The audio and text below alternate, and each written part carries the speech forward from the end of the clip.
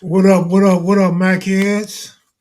For those that's coming over from Loco channel, he had a good interview over there with White Mike. We got OG Cutes in the house over here, and we're gonna talk. Sure.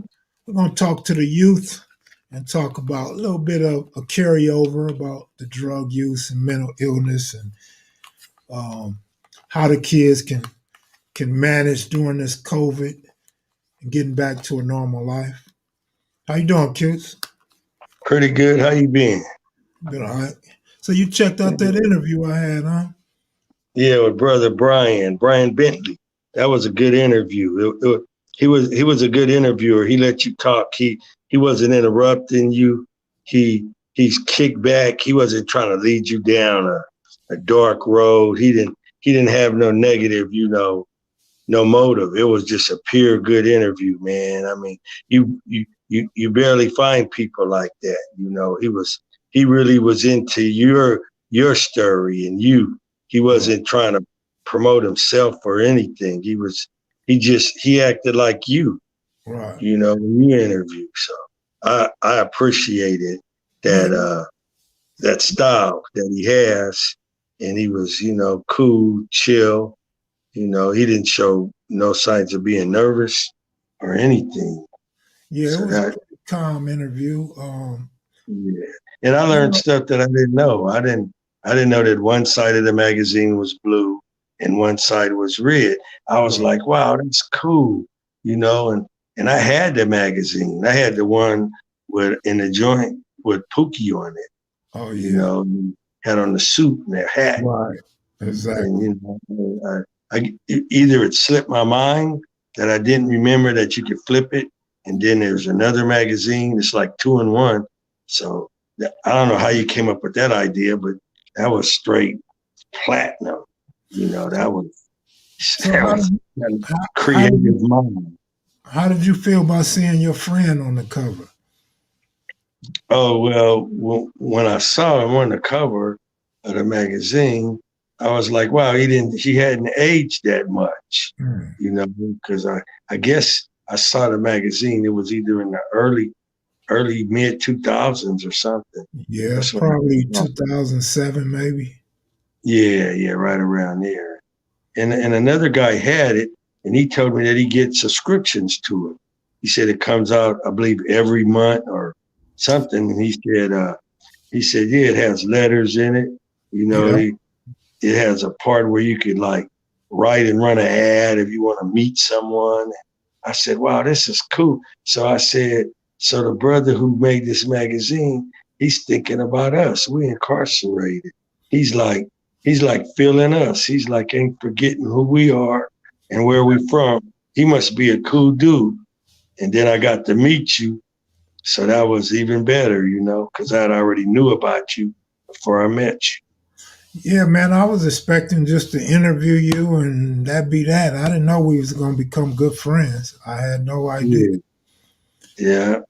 And Um, then you brought Pookie to surprise me. yeah.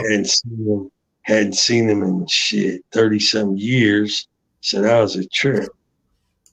Yeah, that was a trip. But yeah, man, I wanted to talk, to the youth out there, man, because I know they be watching. Hmm. Uh, I know sometimes they feel ignored. So that's probably why they want to do big things. And sometimes when the youth do big things, they get in big trouble.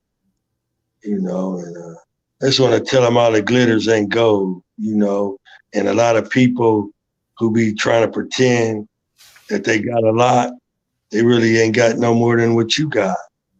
And you out here, trying to keep up, with the Joneses. You want to do it big like them, and it's all fronting, and you take the penitentiary risk, and you end up getting locked up for the rest of your natural life, and then you look back on it and you realize that you should have listened to someone. That's when all of the wisdom from all of the people who tried to reach you start, resonating in your mind. But it's too late to heed the message because you already defied the message. So if you just in YA camp, you're on the street, maybe on probation, and are you just, a delinquent dude and you just hanging out and you getting in trouble, you getting documented and you doing all of these things, you building a web, they're gonna eventually grab you and take you into the web deeper. It's gonna be harder for you to get out. So listen to what I'm telling you now. Stop. If it's never too late to stop something. You start it, you can stop it. If there's a beginning, there could be an end too. So I'm just telling you to stop, man. Don't think that it's all, fun and games. Because when you high, you don't really, feel reality. You're in an altered state of reality. And if you start getting high like me when you're 10 years old and you get high all the way till you turn 22, and then boom, you really ain't never been in the world, in a rational state of mind.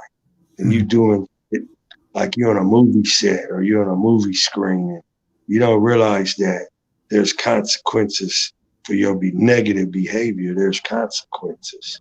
And sometimes you lose a family member. That could be the consequences.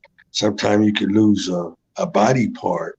That could be the consequences. But you see your friends all around you getting these negative consequences, but you're not taking, no lessons from that. It's like you just ignoring the consequences of other people. And the only reason you could do that is because you high. You could block out and have selective thinking. And when it happens to you, then you want everything to get serious. You want the law to be just. You want everybody to play fair, but you're not being fair. Don't think when you get in the system, they're going to be fair. They're not. That's when the crookery starts. They're not going to be fair. The DA is going to say things that's not true just to get a conviction of you. I hate that. You Hey, didn't already. How care? What's that word you use? Crookery?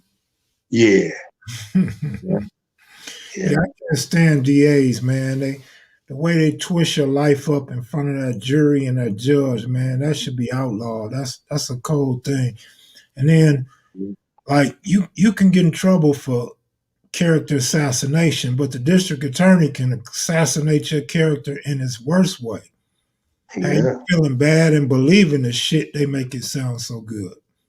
Yeah. And you're not gonna get youngster. You're not gonna get proper representation.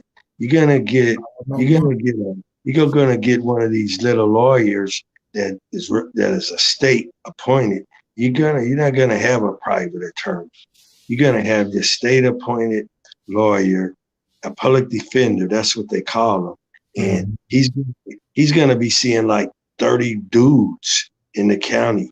He's gonna be coming, giving you 5 minutes, 2 minutes, and you gonna tell him stuff. He's gonna take his little crooked notes, and then when you get in there, he's gonna tell you to shut up. And you ain't gonna even understand the big words that are being used. And you're just gonna be like outside looking in, but you outside looking in on your own life, and you gonna be coming down off your drugs. Your drugs, you detoxifying now. You sleeping long hours in the county jail. You sleeping long hours in East Lake Juvenile Hall, Los Padrinos. You sleeping, your brain is trying to rebound from the way you've been dogging it out. So you just in there sleeping, sleeping, sleeping.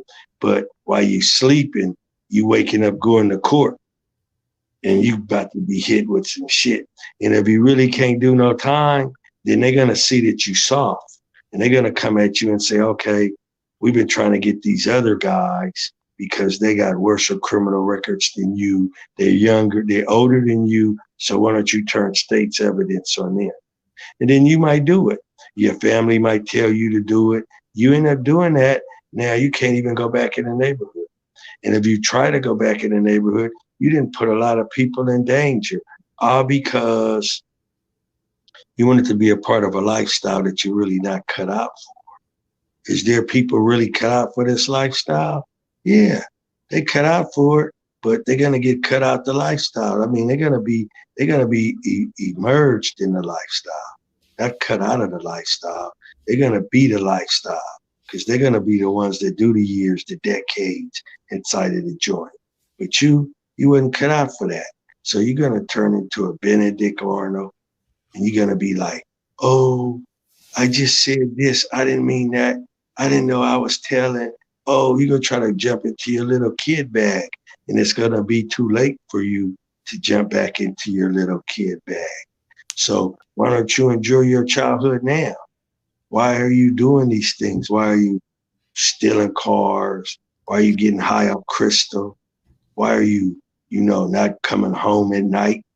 Why are you out pulling burglaries? Why are you shooting guns in the alley? Why are you doing all of this self-destructive bullshit? Why are you instigating other people to do shit? Why are you hell bent on destroying your life and other people's life? What is motivating you to do this? And you giving it all your energy. Why are you giving it all your energy? Nobody's even paying you for what you're doing. You just doing it because it feels like a movie. It feels like a game, but it ain't a movie and it's not a game, man. And I'm just telling y'all to chill. And if you're already in the system, then that even gives you more reason to try to chill. But whatever you do, don't think the way out is telling. That's not the way out. I'm telling you, don't go to that extreme. So some of you start out by ditching school, going to ditching parties, going in the store, stealing some alcohol. It starts out with seem like some trivial bullshit, but yet the more you do stuff and you get away with it, you build a callus, and it doesn't excite you that much anymore. Your heart's not pumping that fast. Now you just, your friends are waiting for you to do something stupid because you have become their entertainment. You are allowing people, to use you and make you their entertainment. And you should know better than to be manipulated in a way to where now you become somebody's entertainment at the expense of your own freedom, at the expense of you being separated from your family. See, you're young now, so you feel like, oh, I'm going to always be young. I'm going to always have all my brothers. I'm going to have my mother. I'm going to have my father. I'm going to have my cousins. But let me tell you something. When you get locked up and you do decades, people start passing away. You start losing family members. You start losing mothers, uncles, brothers. You can't go to their funerals. They're not going to say, oh, let's let them go to the funeral. You're not going to go to nobody's funeral. And then that's when it's going to show if you hard. You're going to be crying in jail. Oh, I'm so sad. They're going to beat your ass. You gotta suck it up. You can't even show true remorse when you lose somebody. You got to be hard. You can't be in there, oh, man. See, you don't even know how to do the time when something happens tragic in your family. What are you going to do? You'll get on the phone and give a bunch of threats. And you're going to get a terrorist threat. You'll get more time added onto your sentence. I'm just telling you, man, you guys ought to knock it off. You're out there doing drive-bys, you shooting people, all that scary shit, but you think it's cool. You get high, you bust some caps, you building a rep as a shooter, and you think you tough. Man, when you go to the joint, don't nobody care about that. Ain't nobody gonna be in the joint like talking about, oh, this dude was so tough on the street. He used to go and shoot up the parties. He shot all these dudes from over here. They're gonna be looking at you like a hook. They're gonna be like, man, he don't got his gun now. Look at his little skinny, bony ass. Then somebody's gonna just knock you in the face. Bam, drop you. And then another dude's gonna beat you up. Bing, bing. You might get beat up 3 times in 1 week. Now you're getting your TV taken, getting your canteen taken. You become just a regular jailhouse bitch. All because you wanted to live a lifestyle that you thought you was cut out for, and some shit you took yourself through, your family through, your victims through, and you didn't have to do it. You just doing it because you think it's fun and games because you're getting high. You think life is a joke, and it's not a joke, man. If you get in your car and you go down, let's get in our car and we go down Century, and you look over there to the left. What do you see? You see a cemetery. And they got young people in that cemetery. Let's get in our car and go down Washington. Let's turn right a little bit, a little past Dinker. What do we see? We see another cemetery full of young people. You know, we surrounded by cemeteries. Let's go in East LA, go down another street, run into Evergreen. Boom, another cemetery. Let's get in our car, go to Compton, go down another street. Boom, cemetery on both sides of the street. Man, motherfuckers has been dying, man, getting buried and shit. And you think life's a game. The reality is harsh. And you're not realizing that because you get high. You smoking your crystal, whatever else you're getting high off of, you taking your pills, you know, your medication, you know, all this shit you drinking. So everything feels like a game. You know, nothing feels real. And you think you've been in the world a long time because the drugs got you feeling old. But you ain't been here a long time, dude. Just count back 10 years and you was probably fucking 10 years old. Oh, let's count back 10 years and you was probably only 7 years old. And now you feel like you tired and you want to do some crazy, spectacular shit. Imagine you go to jail and you got to do 32 years. You only was on the street for 10 years once you turned a teenager. You was only a teenager for how many years? And then you get locked up as an adult. You didn't have no adult years on the street. You got people getting locked up when they 19. You got people getting locked up when they 16. They try them as an adult. Then you locked away. And the world ain't gonna stop when you get locked away.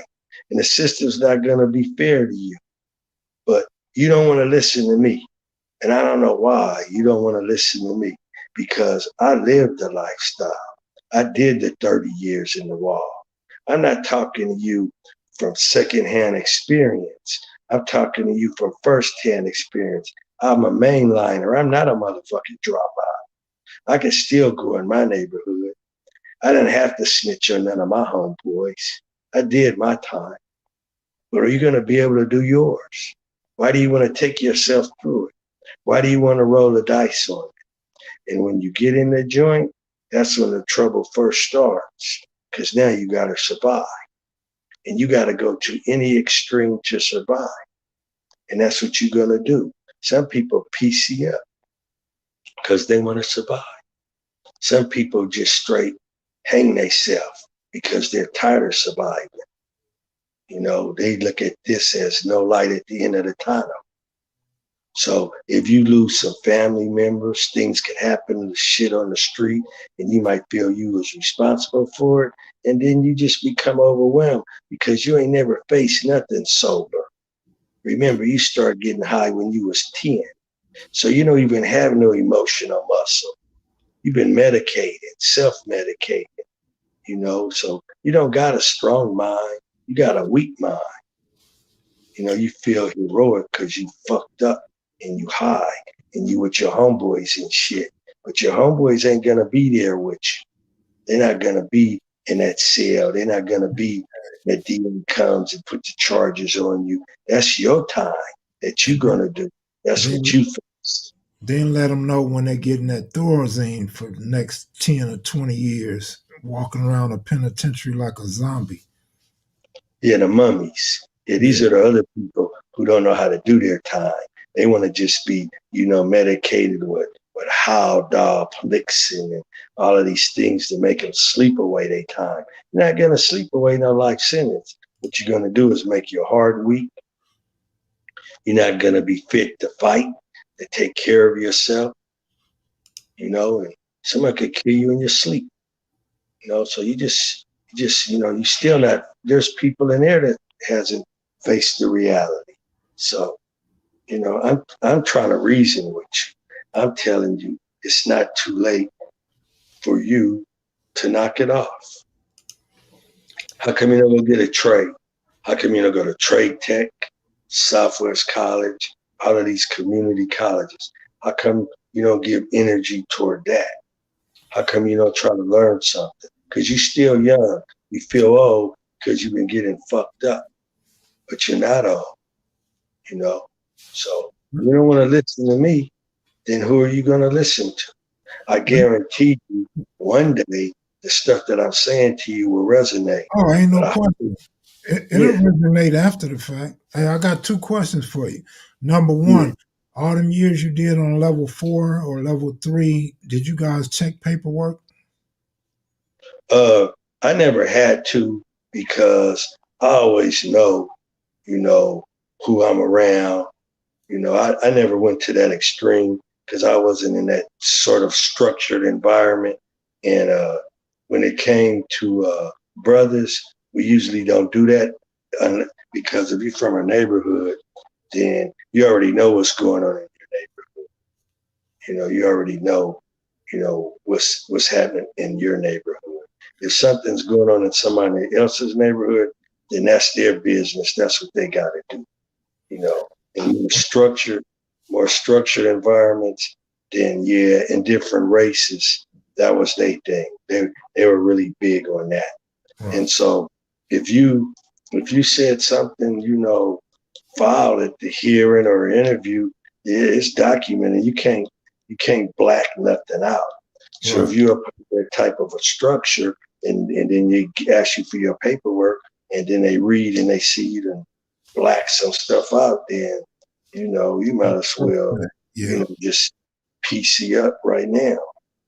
All right. So Next question. I don't want to get too far off subject, but next question. Somebody keep asking, have you talked to Monster Cody? no, I don't know where he's at. And No, see, he's he goes, not trying. He's not trying. He's not trying to reach out to me. Everybody know where I'm at. So I'm not a hard person to reach out to. Like tonight, Donna Archie just talked to me tonight. We were talking about when did the set start, and he and I agree with 1970. He said, "Cutes, when did we have our confrontation?" I said it was 1970. He says, "Okay, so who are you arguing with about it?" I said, "Oh man, I'm not really arguing with nobody about it. I just want to get the history right, and I know that I'm not tripping." He said, "Nah, you're not tripping, dog." He says, "We had our confrontation in 1970." I says, "I know damn well we did." So I said, "All right, man. That's all I needed you to validate that, man." right.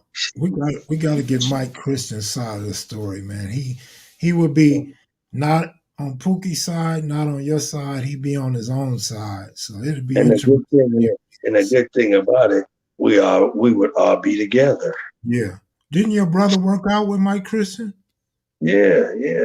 Yeah. We would Wow. be here. We'd be over my house. Yeah. I would Yeah. go, I would go and pick him up when he was in the halfway house Oh, over in the 50s, right over by Crenshaw. that's cool, man. Y'all had a nice little that whole section from the '60s to the '100s. Y'all was a tight knit group, man. All y'all knew Yeah, each for real. That's true. other. So, So cutes. yeah. Back to the youth, man. You know when you commit a crime, you don't really think out getting caught and what you're gonna do for the next 10 to 30 years. But if these youth knew they not gonna have no sex, their homeboys ain't gonna send them no money, they not gonna get no visits, and they not gonna be able to play PlayStation, they probably wouldn't commit crime. Well, what's going on with them is that they got a lot of noise. They got external noise and internal noise taking place within their life. And so when you have all of this noise, you can't really hear, you can't really hear wisdom because it's being blocked out by the noise. So, and it's negative noise, it's not good noise. So they live in their life in this drone of madness, the sound, in the messages that they're giving themselves through their own self-talk and the influences that they, are being impressionable to be susceptible to emulate they're giving into all of this, you know, like a script, and they playing it out. But like I tell them, it's not a script, it's not a game, it's reality. And when the day comes and they throw the book at you and you get your time, you're gonna realize that you wasted some good years, you know. And when you go to the joint, you're gonna waste more good years because every man on earth or woman, their days are numbered. We're only gonna be here for a limited amount of time. So if you want to spend that time incarcerated, then you're a stupid motherfucker. You know, I was a stupid motherfucker. That's So your signature. if you want to roll that way, then that's on you, man. I don't care. You know, I'm just trying to reason with you. You know, because your mama can't reason with you. If you got a father, he can't reason with you. The only people that seem to be reasoning with you is your dumbass friends who don't feed you, who don't clothe you, who don't put a roof over your head. So you let in these superficial relationships, you know, dictate the course of your life. You don't realize that you're in a rut, but when you're in a rut, it's hard to get out of the rut. You know, you're in a mental rut. You don't realize it. But the realization of this rut is going to hit you hard. And then you're going to be like, wow. And let me tell you something. Once you turn 19, the years start going by fast. If you're incarcerated, you're going to look back and say, fuck. You're going to be like, man. And here you are, man, just rotting away in a cell. Just rot. And you're going to see people in there that's already rotted away. You're going to be seeing 70-year-old people walking with a walker or a cane, and they were once young, too, and vibrant. And you're going to say, hey, man, you got a C number? Because when I was in the joint, I had a C number. That was considered a new number. But I met dudes who had A numbers and B numbers. And these dudes had been locked up decades. And I was like, man, Yellowhammer had been locked up 48 years. Flea had been locked up 38 years. I'm like, wow. And here I am. I give some of them old guys props, man. Walking around 72, 73 years old on the main line. Yeah. And not making no excuses for nothing. They feel bad that they haven't been paroled, but they know they messed up. They know why they in there for all that time. Yeah. And then since I'm in there so long, I'm watching these dudes die. I'm watching these dudes' health fail. I'm watching these dudes pass away. You know, I wasn't in there long enough to see all that. I seen a few dudes get knocked down, but I didn't see nobody die from old age. Oh yeah, I've seen a lot of guys die. Just think about it. The guys is in his 60s in 1980, and if you there 30 years, how old is he gonna be? 90 years old at that Yeah, point. yeah. So I've seen a lot of people pass away, and you will too. You know, if you're lucky enough to live through it and have some type of longevity within inside of the system. But yeah, Kev, that's all I wanted to talk about. We could change the subject now. No, But that's a good subject, though, man. I really didn't want to talk about it, but it's a good subject. yeah, I I, just I wanted to give I wanted to get a youngster some attention you always because all they want to do is go on these videos and talk bad about dead people and yeah, just do the silly shit, do the disrespectful. silly stuff that they do, you Yeah, know, and that makes them tough or whatnot, you know, and then all they doing is getting a hornet's nest and the hornets are trying to rest and they shake the hornet's nest and then one hornet gets out, the nest cracks, now they full of hornet stings, you know, so, yeah, you know, it doesn't make any sense. But, and they do it you know, year round too, man. On social, yeah. Yeah, and then you got these social medias. All they want to do is keep shit started. They interview this dude to talk about this dude. They interview this dude to pit him against that dude, and they just sit back and be entertained by conflict. real life conflict. It ain't giving no solution to the problem. It's not creating a friendship. It's just creating more animosity. Hey man, here go a cold question. You have Yeah. to really pay attention to the question to fully understand it. He's Cali Boy says, "Hey cutes, is it fair to say that going to prison was a blessing for most black men by being off the street?" Hell no. How could that be a blessing? How a blessing is something that comes from God that is good. A blessing is something that uplifts you, and anybody around you is uplifted because you received the blessing. Because when you receive a blessing, you're willing to share, the good things that come from a blessing. No, it was not a blessing. It was a curse. That's what it was. Because when you get cursed, nothing but bad comes from the curse. I believe what he's trying to ask in comparison would be if a lot of black dudes during the gang war years were on the street, they probably would have been killed, as opposed to going to prison and being able to come back home and live a normal life.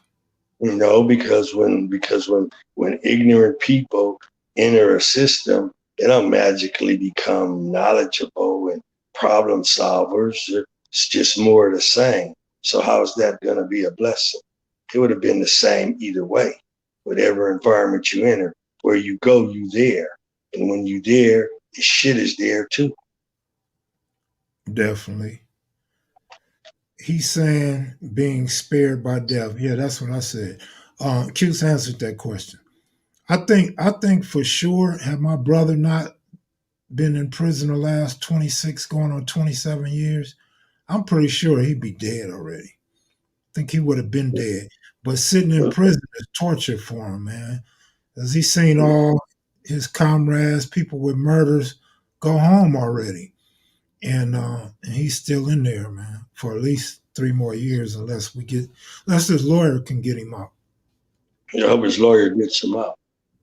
Yeah, I'm hoping When so. I, when I came to prison, it was like 80, 80 to 100 stabbings a year. Mhm. And out of those Yeah, 80 to 100 stabbings a year, maybe 5 or 20 people, died. hmm. Yeah, that's the thing people don't talk about too. Just because you go in prison alive don't mean you're gonna come out alive. Don't think because you see me out here that it was easy. Man, you was the Punisher, man. Cubes, did you ever get stabbed? Yeah, How many times? couple, couple By times, by black, Mexican, or white? different people. Damn, Cubes. I didn't know you was taking punishment. I only hear about you dishing it out. Well, you gotta heal up. OG Cubes, man, a man of honor. Yeah, you gotta heal up. What you eating, Cubes? Remind me of that story you told about in prison. No, If you uh, be quiet, earlier, you a candy bar. earlier, earlier today, I went and got some. In the joints you can't have gum. So every now and then I get some Wrigley's. I get some Wrigley's gum. Okay, keep your breath fresh. Yeah. Plus, it keeps you young too, because when you do the chewing motion, it strengthens the muscles in your face. Okay. Yeah. You chew Yeah. side, Cubes. You don't chew like normal people chew. You chew to the side. Yeah. I work one side at a time. Like tell that brother, tell that brother, what he's saying. If that's what he's saying, then the answer is no. In my opinion, the answer is no. Because I'm talking to the youngsters now, so they get it right now. Just like I'm talking to them now, older people would talk to me too, but I didn't want to listen to them. Like for instance, Craig Munson would talk to me and took, but we didn't want to listen to him. And he had just came home, and he would try to tell us, some wisdom and knowledge. But we are full of our drugs. We are, thinking we know, because we hard too. And sometimes you don't want to listen. The farmer came home. He tried to talk to us, you know. There's a time in a man's life, a young man's life, when he will listen. So that window, it starts closing. And the reason why it starts closing is because the human being quits trusting Yeah. because of being burnt. So the Yeah. more he's burnt, the less he's gonna trust, people's words and everything. So, but he trusts his friends. I don't know why, but he believes his friends. Their opinion resonate more than a relative. So here I am, a stranger. So let my advice lead you down the right path because I'm not trying to reach into my hand. So therefore, you should understand that I want better for you than maybe you want for yourself. Somebody wants to know, have you ever been mistaken for Yogi Piñel more than once, more than that story you told us on the tier? No, because after that incident, when I was surrounded by Blue and Buzzard and the main Yeah. guys from the Aryan Brotherhood, after that story right there, I mean, who else is there to confront you at that particular time in your life? Those were the main dudes. Everybody else was, just a torpedo. Mm-hmm. So that was about it right there. Plus, the cops put me in for a deliberately to be with them, so I could be over there. And they thought when they let me back out of there that I would get down, but I didn't get down because I got the cracking. Sometimes you got to get the cracking. To the person asking about Munson being close to Raymond, Raymond worked out in Munson's garage for a brief moment, and that's about it. He, Yeah, they wasn't really close. They didn't. Raymond probably looked up to Munson, but Munson didn't like Raymond right. and the reason he told me he didn't like Raymond, I gotta be fair. He said Raymond played too much, Yeah, he and joked too much. Raymond liked to crack jokes and shit. And Munson and them, they were more serious because they were older and they lifting weights and they got bad attitudes. Sometimes like Tick would have a bad attitude. Sometimes he didn't like all that playing and all that noise. So when the little youngsters would come around, he would make them leave if they got to making noise and playing. Because these dudes is up under heavy ass weight and somebody could get hurt. So he Yeah. didn't like playing. Well, the thing is, they took it serious. They were real serious about it. But an added fact would be when you on steroids, boy, you got temper problems, and so you got short patience. That's why them cops be going rogue on civilians. Them damn I don't know steroids. why. I don't know why. I don't know why they don't That's why test the them cops be for going rogue. steroids. Yeah, I don't know why they don't test them dudes for steroids. I don't Yeah, know why they don't test the force. right. They should. Yeah, they should. It should be mandatory. Triple OG Cutes, what's up with you, big homie? What's up, Big Loco? How you doing? Oh man, little Loco, man. Come on now. You know I'm the little homie, man.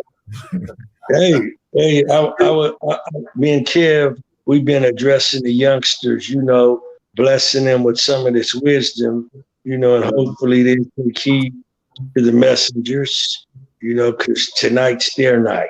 We're giving them a little of our time, and they could sit and watch this in their room or on their phone, and they could just chill, and realize that, hey man, what we're saying to them is, righteous. and then they could, like make better choices in their decision-making process, and they could have better consequences in the outcome, of the events of their own life. So, that's all we could do is spend a little time with them, because I know if I could influence a guy in a negative way, I should have the same, even more power in trying to influence someone in a positive way. So I'm trying to influence the youngsters in a positive way. Wouldn't it be a trip later on, man, down the line when they see a big old dent be put off into a lot of the criminal behavior for my little black youth, and start seeing dudes shine away from the gangs? And when they ask them, where did you get this from? They say, man, they've been watching kevmacvideos for years and watching OG Cutes and listening to the messages, man. It's a bunch of kids getting it, OG. Bunch of really get it. We just don't get a chance to see them. But it's kids watching these shows, man, and they getting a chance to hear the whole thing, and it's not being glorified ever. If you really look at it, you never glorify it. Just tell the story how the story went, Yeah. Let them know to make decisions. Yeah, when we were up in Donovan, me, James Miller, Pierre from Insane, we all had this program called CROP, acronym for Convicts Reaching Out to People. So they brought like 10,000 youth up in there, to sit in the visiting room. We had a speaker, a mic, and we were polished. We would get up. It wasn't even a scared straight program. We would, just give a matter of fact talks about, the lifestyle and the consequences of it. And we got good feedback. It's hard to get feedback when you do this stuff here because you don't know who you affected. But the type of feedback that we would get in there is that the teachers would write letters and say, hey, we noticed a change in such and such's behavior after we brought them into the program, and heard those guys, talk in a positive way, to get them to stop using drugs, to stop being in gangs. And that makes you feel good when you're being effective in a positive way. And you're changing lives, because you want to affect change in a positive way in young people's lives. You don't want people to live a harsh life and to be, going through the consequences and the turmoil and all of the hardships that you went through. It's only right for people to come back out here, and be ministers, of change and peace, and not more of the same. It's only right for men that been through it, and lived a hard life to come back and put effort forth. We're not getting paid for this.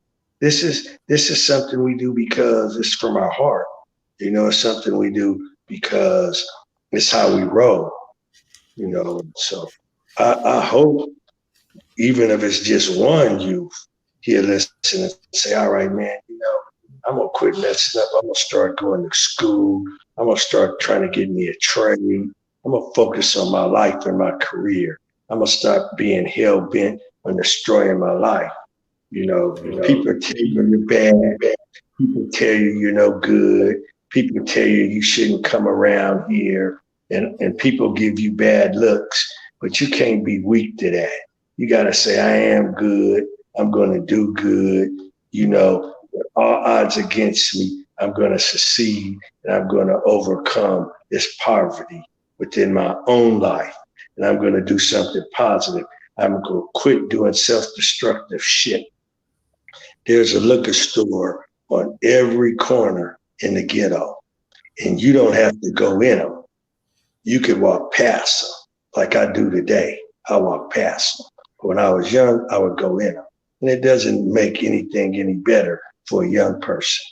A young person should try to value his mind, his brain, and not get it intoxicated with bullshit, because this is the time you should be making building blocks. This is the time you should try and look at the future for yourself and not destroy yourself. Because all you got to do is go down a few blocks and you'll see people who done blew their mind, from whatnot. And then they homeless, they got a basket. And you look at them, they really not that old. And some of them are older than what they look, but some of them are old. But they're all out there together. And you would think they like it, but they don't like it. They just can't get out of the rut that they got themselves in. So I hope you don't ever get in that kind of a rut. But that's where you continue down the course you're going now, you're going to be down there in the canal bed, sleeping on a pissy ass blanket, looking in a trash can for your next meal, hanging out in that. Two more questions, Cutes. Who was you closer to, Rusty or Mouse, and did either one of them have kids? Okay, say that again, Brother Kev. Who were you closer to, Mouse or Rusty, and did either one of them have kids? I was close to both of them, about the same. I mean, I was Rusty's big brother, and Mouse was my big brother. So Rusty had to listen to me, and I had to listen to Mouse. So, we didn't have a father. My father died when I was 10. So I would listen to my brother. My brother tell me to do something, I would do it. My brother, I respected my brother. When my little brother respected me, and my other little brother respected Rusty. So we all would listen to each other. Because we remember our father told us who's the boss. He said, Mouse is your boss, you Rusty's boss, and Rusty's little Frank's boss. So we all remember that. So that's how it was. But we were very close. So did they have any kids? Rusty had kids, and Mouse had kids too. Yeah. Oh, do you talk to them, your nephews and nieces? Yeah, I talk to them. Okay. Yeah. I tell them about their father. I tell them, stories. And, they cool. They like to hear the stories because they were very young, when their father passed away, when their fathers passed away. Mm-hmm. So they hear the good stories from me. Give them good memories, That's a good uncle, man. What kind of person? Show the pictures I sent you. I'd have to send them from my phone. I could do it. It's gonna take me a minute though. OG Q's, why he does that, man? Let me ask you a question, if you don't mind. What kind of personality did your brothers have? Well, they had strong personalities. They were, we all had our, mannerisms, cool, suave, calm and collective, like that. We wasn't loud people. We were more action oriented, not a lot of talk, and just we were observers, and we would agree on things. Once we agreed, then we would move as a unit, and it was a strong unit. And we had friends that were part of that unit, and it could be very negative sometimes, or it could be very positive. And I know you touched on it on kevmacvideos, whatever, but I didn't get a chance to catch this part. Did both of them die in a violent manner in the streets, or was it something else, that they went through that took him away from him? Well, I don't really like talking about their demise because, I just don't like talking about that kind of stuff, on this kind of media. But if me and you ever together, we could, sit down. You my homeboy, so we could sit down and we could talk about it. Yes, sir. Yes, sir. And respect to you, man, for that. Like I said, I didn't never know, and I just figured it did. I would have never even said that, man, at all. And there's much respect. I understand. Yes, sir. I understand. Hey, Keith, I got a question. Yeah. So I don't remember if it was you that told the story or Monster Cody told the story about coming to your house and you guys were sitting at the dinner table. Yeah, that was a So, mom. so Because did you have a stepfather? uh, my mother, she would have boyfriends. Okay. So And when y'all they were welcome, okay. in the house with Right. us. I 'Cause was they about to were, ask you that. yeah, and they were really good men, and they wanted to be a part of the family, I, I, so I, I can only imagine you being nice to a man if your mother asked you to be nice to him. and that would be the exact truth. Yeah. Well, I know y'all would have gave a dude hell. He gave your mama problems. Yeah. Oh man, it would have been all bad. Yeah. But my mom would pick a good dude. Yeah. She usually picked her boyfriends at the gym. Okay. All right. So I got 5 pictures I'm gonna show in one moment.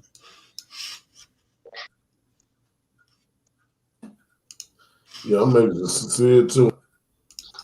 Hey, Loco, how you been doing, Loco? Man, I've been good, big homie. I just been just trying to build, man, mentally and make sure that I stay on point and stuff, man. But Yeah, just take care of my kids, man, best I can and stuff, man. Just trying to make it, big homie.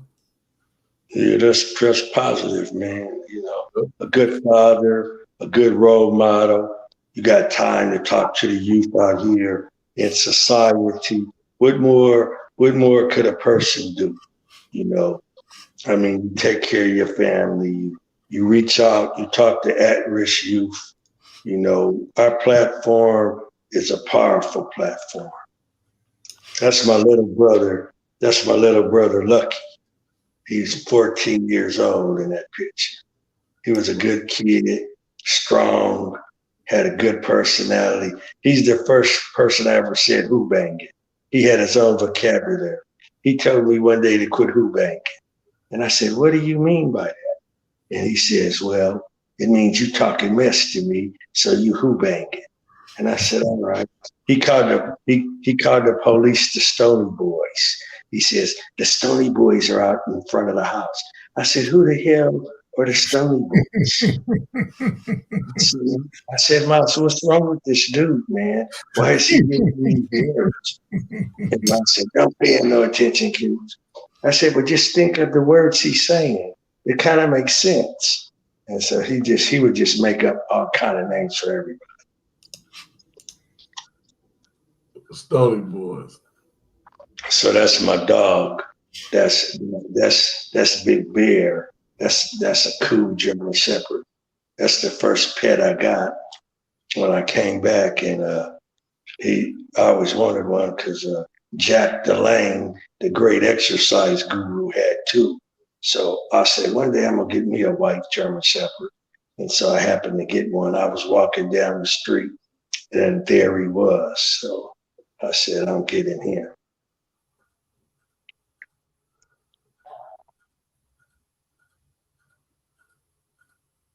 That's my brother Rusty. As you can see, Rusty was ripped up like Bruce Lee, and he was a good, strong brother. I mean, him and we would cross out the alleys and enter another neighborhood, and we would bring activity into another neighborhood, and he never ran, even when we would be outnumbered. He would just stay there with me, and he was a strong brother too. So, You could keep going. I just took the picture down. I didn't mean to stop your story. Yeah, yeah. So he was a good brother. He was strong. I tried to race him with a foot race because I used to could beat him, but when he came home from camp, he just mopped me. We had the foot race started at the palm trees of 68th Street, and we was going to run the middle of the block to the middle house. That'd be like where the Colemans lived. So their driveway was going to be the finish line. So we got past my house and then the Atmore's house, and Rusty still had me by a person. So I didn't want to stop. So I said, keep going, keep going. And then we ran all the way to the corner and he beat me all the way. And I couldn't beat him. And I was hurt because I could beat him.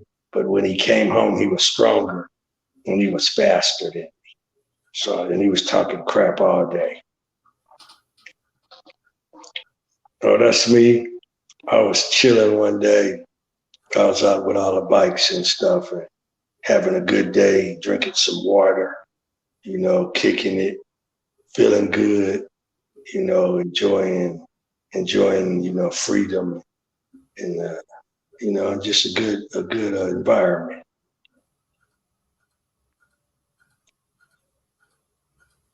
Yeah, man. And you how old, OG? 63. Man,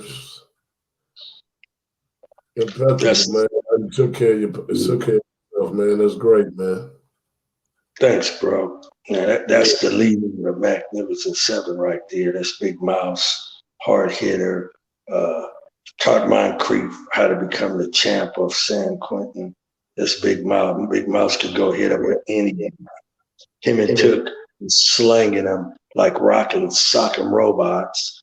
And Took loved Mouse. Everybody loved Mouse. Raymond loved Mouse.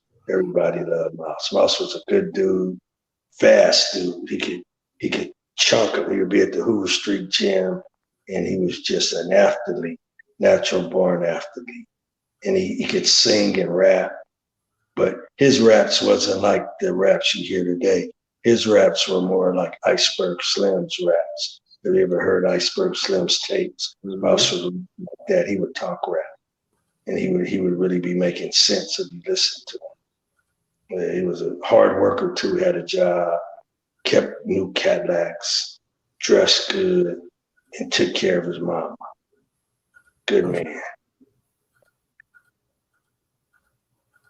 See, those are the pictures I sent Kev Mac when I went to visit my mom. I got those pictures, and I said, let me send them over to Kev so he could show our guests, so they could see the seven, Yeah, that was tight.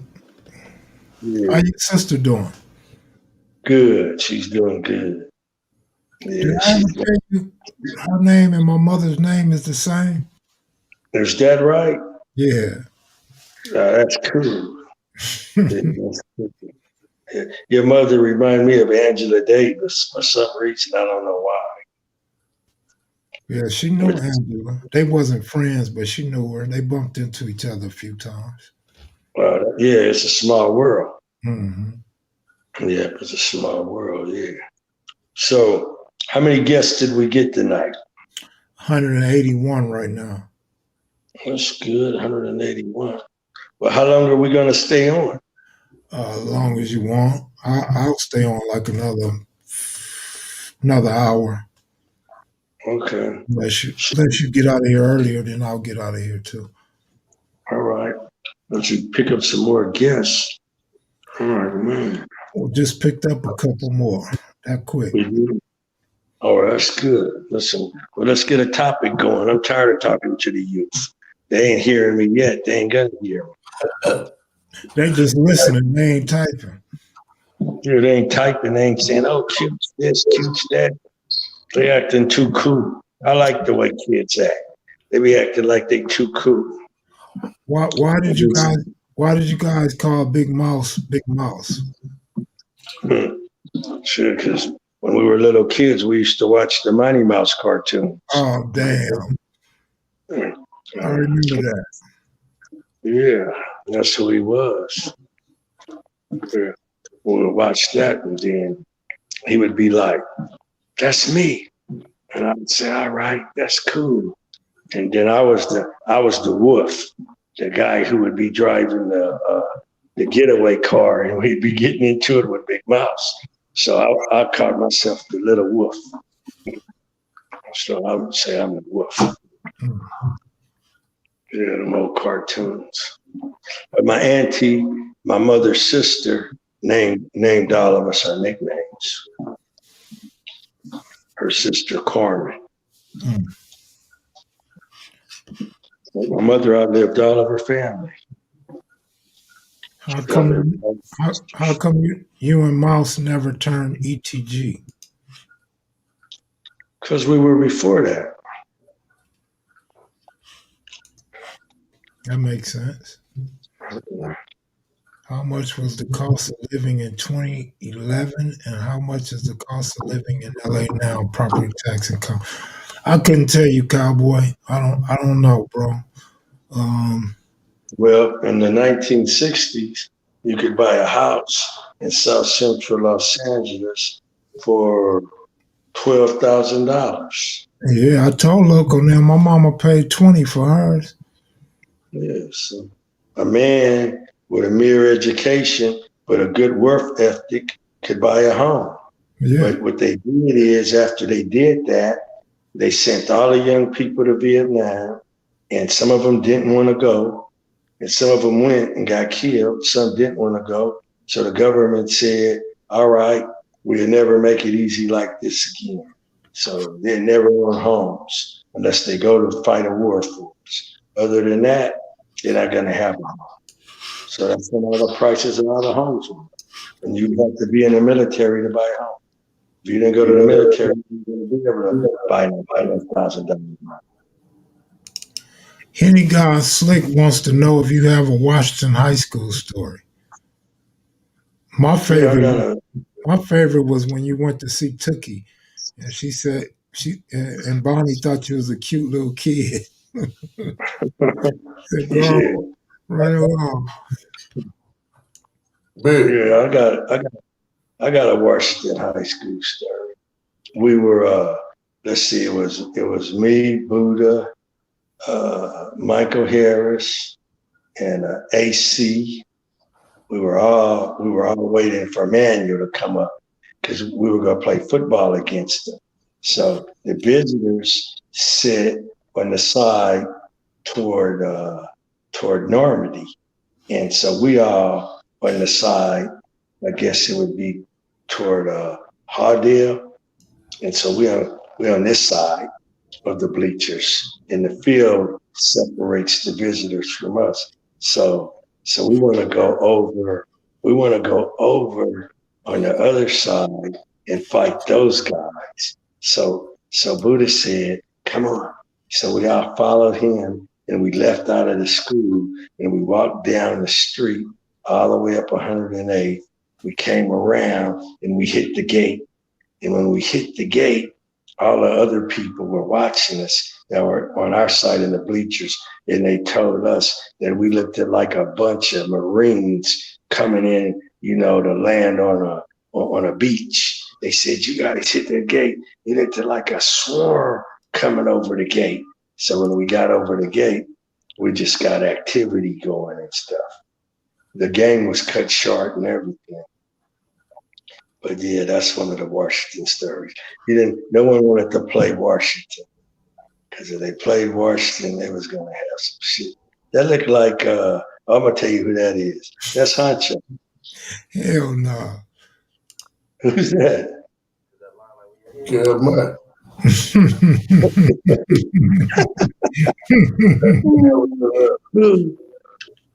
Oh, that's Kev Mac. Yeah, let's watch this right here, Kev. What you got? Mm-hmm.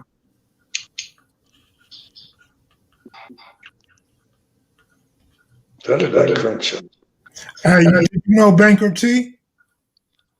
Did I know Baker T? Yeah, Lonnie Patterson. Yeah. Yeah. Oh, Banker T, man. Yeah, I know Baker T. He did time. Yeah, he did time. Yeah, life was cut short. Who's Red Nose? That was Cowboys. You know Cowboy, right? Yeah.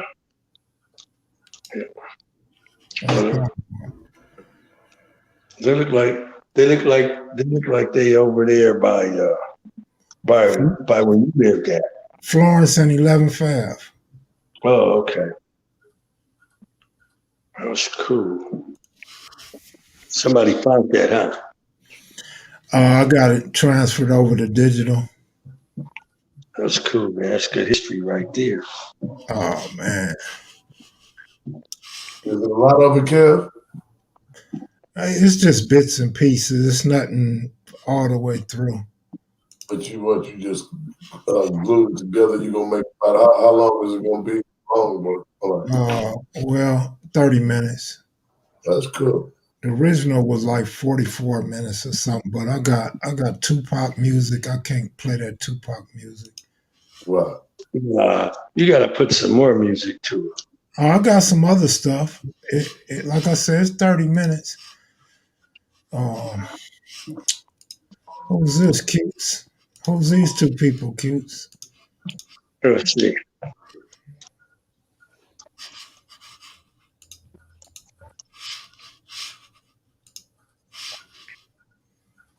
Let me see. Can I make it bigger? That's Mumpy and you. That's you and that's you and Mumpy. You said you always could spot Mumpy. I can spot Mumpy a mile away. That's my buddy there. And Mumpy didn't want to be my celly. I said, Mumpy, come on, be my celly. And Mumpy said no. Mumpy said, nope, I'm not going to be your celly. Who's that, Cutes?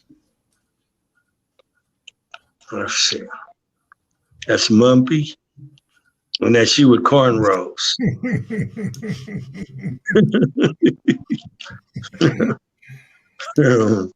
Y'all they're getting y'all photo up on for real, man. Man, Mumpy's old lady ran for him, right? So Mumpy would get packages all the time. Every time. Mumpy could get a package in your name too. So Mumpy said, you want to get a package for me? I said, nope, I get packages too. I said, I get my own package. I said, Mumpy, let's sell you up. Mumpy said, nope, you're going to get in trouble. Yeah. I said, I ain't going to get in trouble. Come on, Mump, let's sell you up. Because Mump was going on visits. Mump had more on the ball than we had. Mump had something to look forward to. Yeah, all the time. Mump was a ladies' man.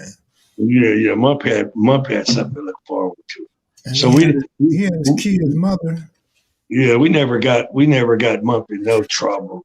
We knew Mump was on a good path. We knew he had a lot of time, but we knew he was on the solid path. And he didn't have to prove nothing to nobody. Right. Because he grew up down the street from me. So Mump didn't have to worry about shit. Yeah, Mump's a solid homie. I got a lot of respect for Mump. Yeah, Mump's straight. Yeah.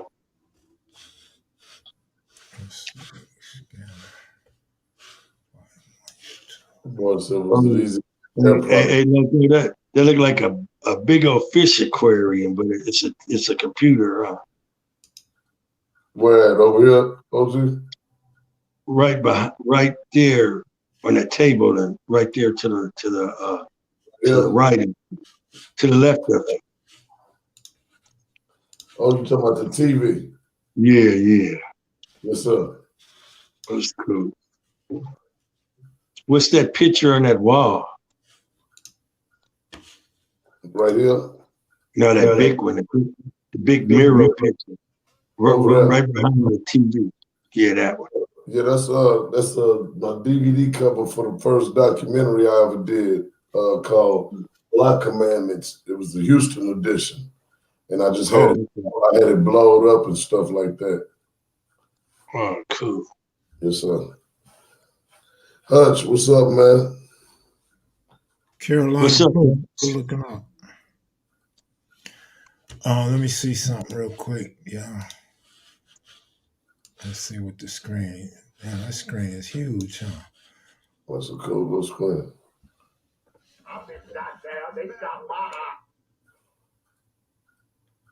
Let's see.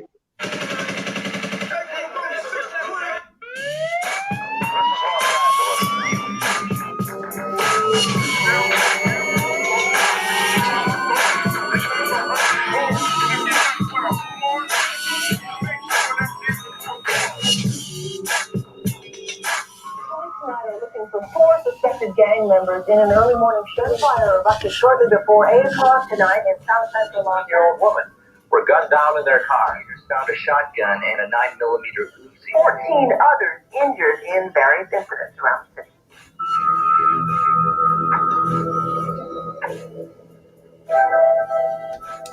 All right, that's enough. That was just a sneak peek of the premiere coming up. Well, that'll keep my attention. Get my. I thought you was gonna throw up some tumblers. I thought you was gonna come out the big door and have a bag full of birds, and you was gonna pop it open. I really wish, man. I don't know how I don't have no videos of me and my birds, man. I don't even have pictures of my last cage, and that cage was immaculate. Makes no sense, bro.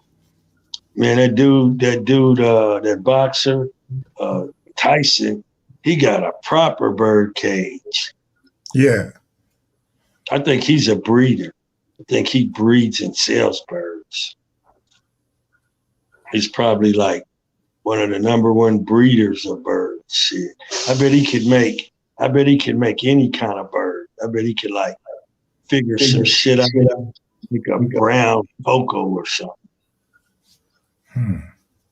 I'll be like, man, I want a speck. Make me a speck, man. Oh, they're gonna have 2 eggs. One of them's definitely gonna be a speck. I said, how could you tell? Because the eggs got specks on them. I said, that don't mean shit. And then boom, a speck came out. He says, now say something. I says, oh shit. So yeah. Hey, no, Tank, I never interviewed Wacko from Compton. I interviewed Keep Close, though. Yeah. What's up, big? That's why I forgot to holler at earlier. I didn't want to cut Cutes off. Hey, in a while, hey, Loco.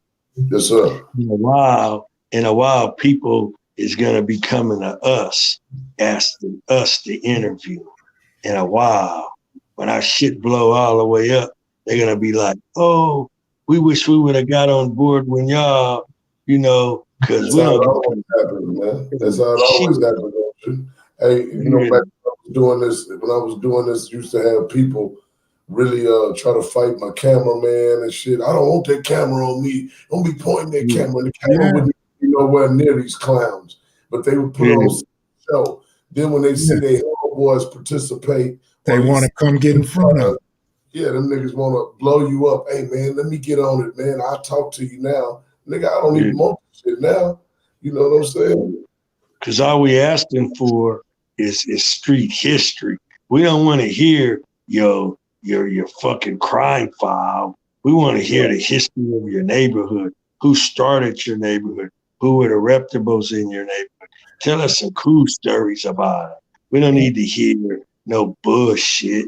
You want to come on here and talk about that? We don't want to hear that. This ain't that kind of program. Go to that other dude.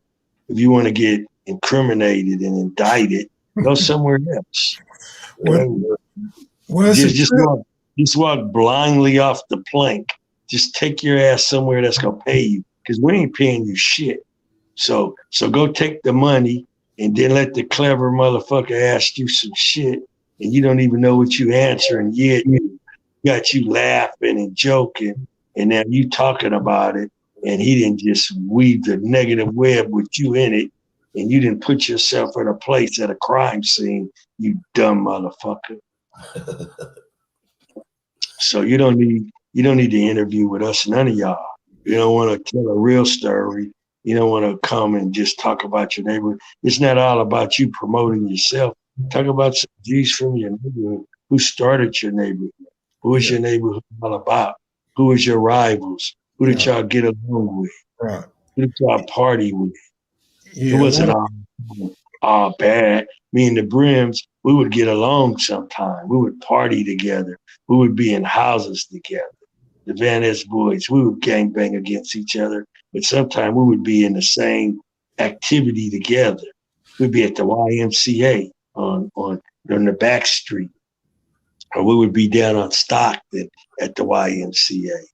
We'd be at the Blueberry Hill.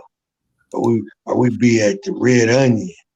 You know, we would be at USC at the dances. You know, because that's where Terry Cadeau liked it to go. He told me to bounce over there. He said, "You want to see some finance honey's cutes? Bank over here. It's my spot. Just don't blow it up. I'm gonna get you to it." I said, "I'm going, man." I went there. It was just like he said too. Straight college girls loving us thugs. They were like, "Oh shit," and they were all over us. You'd be surprised what kind of woman you could attract when you got a good conversation and you ain't stumbling over your words. You ain't got all drunk and drooling and falling all over yourself. You got to have confidence. And bank up in the party and knock Hey, you on. to back up a little bit, I trip off the guys that say, "Man, I don't get in front of no camera. I don't do the camera thing," and then go right on Instagram or Facebook and be filming themselves. "Oh, I'm right here with the homies. Yeah, it's the homies day to day." What's the difference? No, what they'll do, they'll go and film a crime Okay. scene Oh, and they'll be in it. And then they'll show that. They'll film a righteous crime scene and then put it on Instagram and oh yeah, show it. yeah. I've seen that And too. Well, I've seen, we got that on here, man. We got a dude named Sir Uncle Buck. Every now and then he takes you to the courtroom chamber we don't know what Uncle Buck doing. with no lights. then you get an interview by people we don't even see. It just be a voice telling somebody else's story. And you Yeah. go believe it. He could say anything about a person and you go believe it.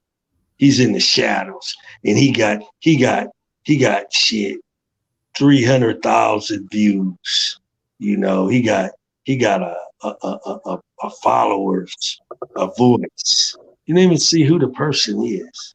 But all you people run over there to look at that junk, to hear that awful sounding voice, to hear him talk bad about people's relatives, family members, and the kids got to look at that and hear that negativity. Mm. Doesn't make any sense. You could come on our platform and you could tell us something good about your uncle, your brother, your daddy, your sister. You could come and let the world know what a good person they were, how hard of a worker they were. You heard me talk about how good my brothers were. You didn't hear me come on here and talk negative about my brothers. You don't hear me come on here talking negative about Stanley Tookie Williams, Raymond Washington, Right. calling Yeah, in that's what police. people don't understand either, man. They feel like if they talk about certain people, they have to talk bad about them. Yeah, because they trained and they buy into that rhetoric and they Not feel only, they follow suit. yeah, And they don't got not only do they buy into the hatred and the black on black disrespect that European media has wrote about and has showed us on TV, but they really feel belittled because they know they'll never be half the man that Raymond was. watch this. You just said something. I was on the way home yesterday. And so between here and LA, they got this station called the Black Entertainment Network. So I said, "Oh, this is kind of cool." So I'm listening to it and they talking about black issues, you know. So I'm listening. And then this one dude, he comes on there, you know, with all of this hoopla. And so I thought it was gonna be okay. And then he put a brother down and I didn't like it. And I said, "Oh man, I cut it off." As soon as he did that, I said he didn't have to do that. He go put Wesley Snipes down and use Wesley's tragedy as a comedy catch before he starts talking about the serious stuff, you know, about Wesley's business with you know, whatever he got in trouble about. I don't even want to repeat what he got in trouble about, but he used it like it's a joke. So if this is gonna be the Black Entertainment Network, they don't put brothers down, not even the ones that got in trouble. Don't use day hardship as some kind of joke, you know, to get a laugh. You know, the person's already been in trouble. He's already feeling the burden of whatever he did. He don't need to cut on the Black Entertainment Network, and then now he's being ostracized, but you got a positive platform, but yet you're going to talk negative about him. That ain't cool. I wasn't cool to do that. So I just cut it off. You know, some of the other hosts were better. You know, one lady was just giving straight news. She was giving Jews. So I was enjoying that. But it's just when this other clown got on there and he used it Wesley Snipes hardship as trying to be clever and saying what he needed to say and use Wesley as his little negative punchline. Well, if you got to go back, people don't like Wesley Snipes. Go ahead, Loco.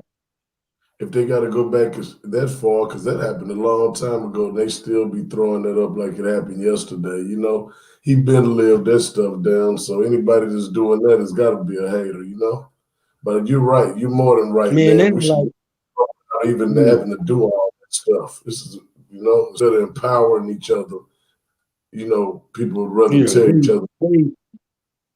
Tear each other down. And, you know, they don't like Wesley Snipes because he's black.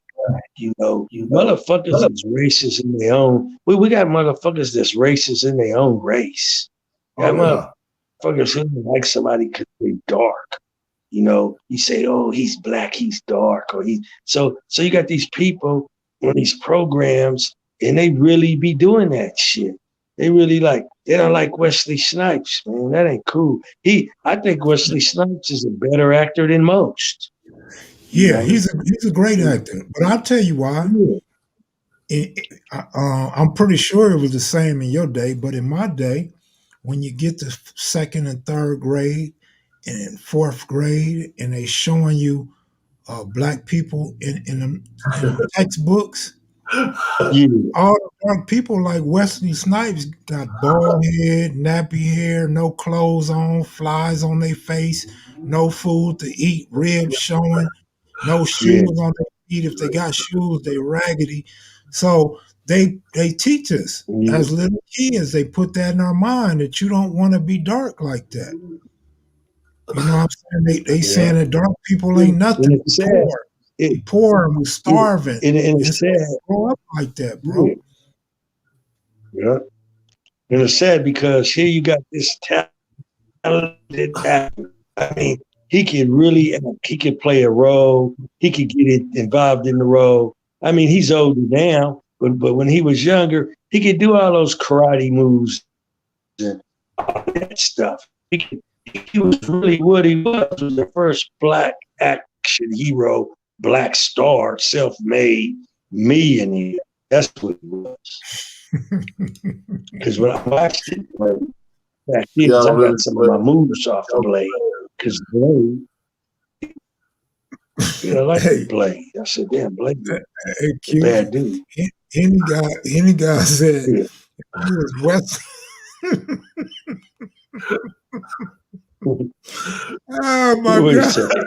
He said, if you was Wesley Snipes black, that was something you got clapped for. What'd he say? Say it again. If you was Wesley Snipes black, that's something you got clowned for. Yeah, see remember, we used to call dark skinned people African booty scratchers. It was even in Boys in the Hood, I think, or Menace to Society. Yeah. And it's just sad because that's how we was brought up, and we don't realize it ain't right. And if you look at it, but we not if the you ones look at it when they be doing that, and we're not the ones putting them textbooks together. You know what I mean? No, we're not setting. They set the trend. They said, "Oh, put this in your hair. Oh, use this skin lightener. Oh, do that." That's why I'd be like, really? Hey, so let me ask you a question, Cutes. Do you know the Prince Harry and his girlfriend from LA? Okay, now I want to comment on this Prince Harry and his But hold girlfriend. on, And I want to comment. Q. So I ask you a question. Do you know Prince Harry Okay. and the black chick Megan from LA? Yeah. His girl, his Yeah. mama. Okay. Yeah. Do you think she's bleaching her skin now? No, because she's fair skinned and she got to put makeup She, on she's if she's coming yeah, before she the puts camera. makeup. So they got all these damn lights and shit. So the makeup people, they might put a lighter makeup on her. They'd do that kind of shit because they try to find her tone, not make her look weird in the camera light. So look at Oprah Winfrey. They put makeup on Oprah Winfrey too, so they just put her makeup on so they look all right under these lights. Cause when I went on Soul Train, they didn't put no makeup on nobody. But I remember all them lights in there. And I could imagine, Was you dancing, Q? I got the tape. I just one day we go download the tape. It's Stevie Whoa! Wonder doing it, very superstitious. I had this bad girl out of Palisades. I knocked Ooh, this bad girl out of Palisades, and she was she invited white? me to go on. So I wasn't there. That Q, was like did you walk the line, Q? 1972. Did you go down the line? I wasn't that good. Oh man. You got to be good to go down that line. You got to be able to lock and do all that shit. You go down the line, you could really dance. It was like, that line wasn't no joke. I sit back and watch the line when they were flying. So this is my comment on the royal family. They're racist, and they wanted to know the complexion of her baby. What complexion is your baby gonna be? I mean, she couldn't make nothing up like that. And that Drew Pearson, that dude, he's a straight kiss ass of the royal family. And he got up and walked off his show because the brother was giving it to him. And his weak butt got up and ran out because he couldn't take the heat because he always put her down and everything. And he tried to separate her from Harry, but Harry's down with his wife. He You down know, with her, boy. He I'm down with glad. I'm glad they left. I'm glad they left. That just what, shows how down he is with his sister. He what left. He said, "No, I don't need to be in this building. I don't need to be a part of these people. I got the woman in my life that I love. I got my kid. That's all I need. Really, that's all a man needs. All he needs is somebody who got his back. He don't need all that hoopla, all that. Oh, you're gonna be the Duchess. My son's gonna be a prince.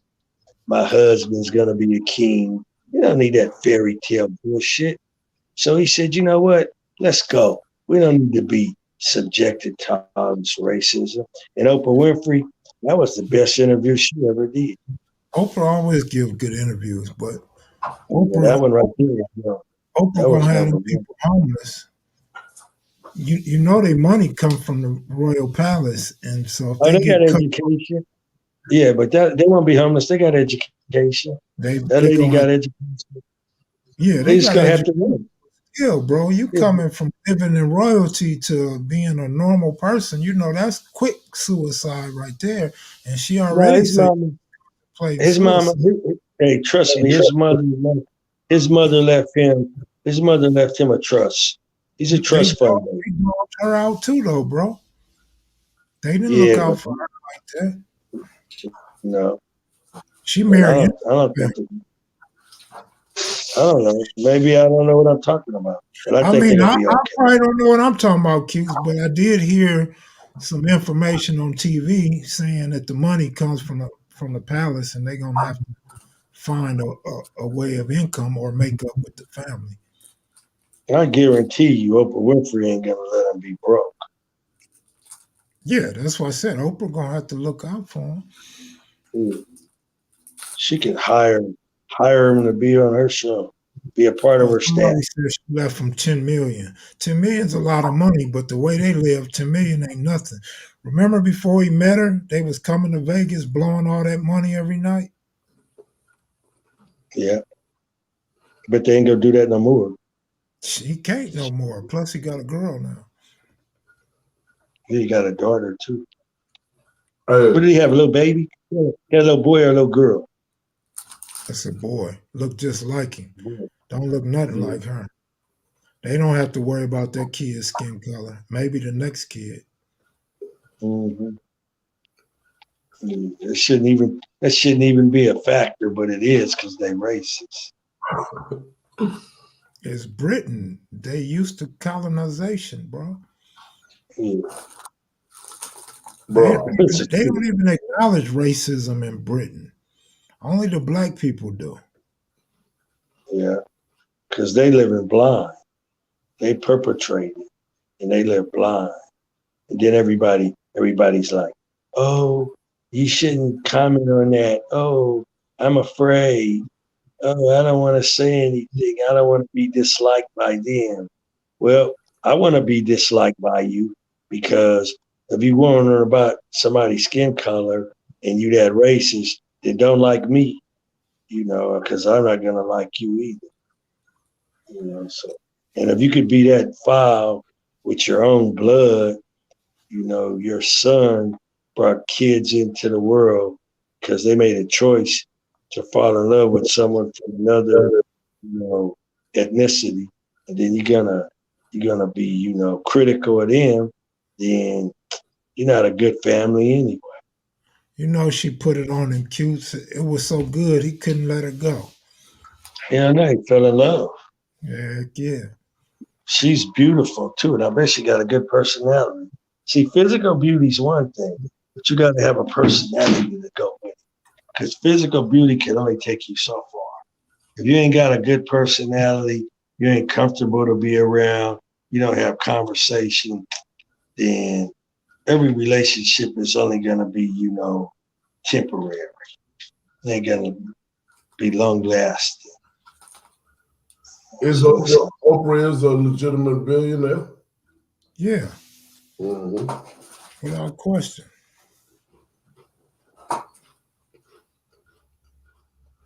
How many viewers we got? 180. 180 on a Sunday. Yeah, you ready to go, Cuse? You going to work? Yeah. I got to get ready. All right. What was that locker room, man? You're not working at Chippendales, are you? No, I went over there because some of the guys came up in this room to eat their lunch. So I didn't want to disturb them. Oh, yeah. They all know I do videos and I be talking to the kids and stuff. Yeah, I My was boss, wondering whispering. I was hoping you wasn't on a burglary or a school shooting. my boss told me he's proud of me. That's He said, good. I like the fact that you be reaching out to the community the way you do. Always, Cuse. You always give a good interview and have good information, man. I appreciate you, bro. You have a good night, man. And whenever you want to come back on, just hit me up, bro. All right, you be cool, Loco.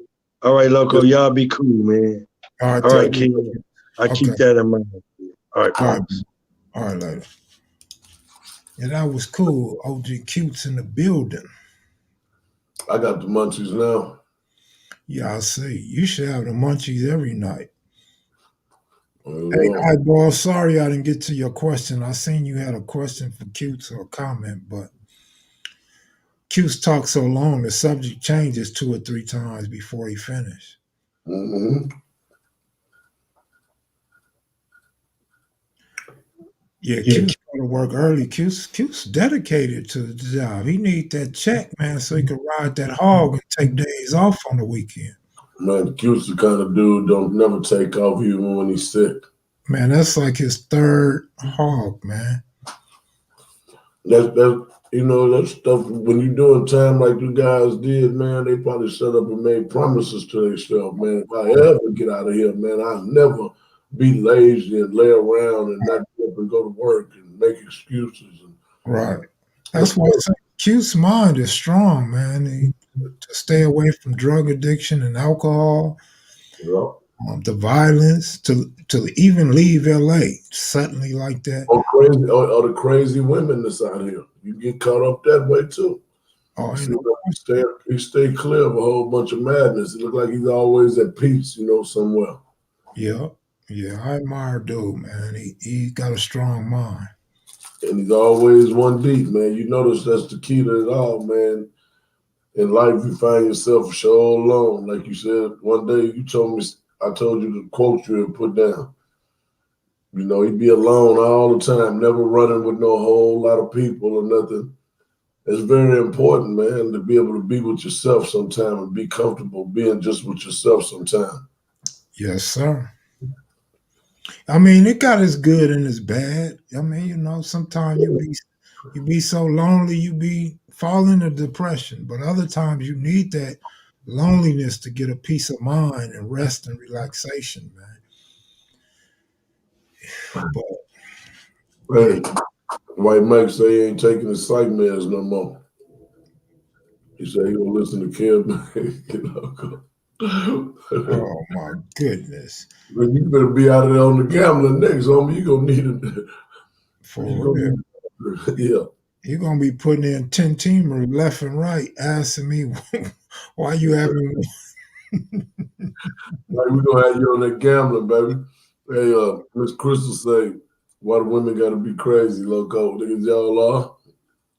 I don't know, hell, I ain't never figured that one out.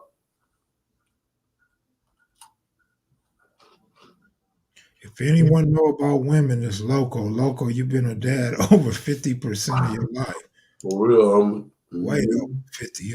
When you had your first kid, 15. yeah, way over half his life. 3 times his life. Yeah, man. I wasn't actually. I was 15 when I got her pregnant, 16 when she had her. She had her April.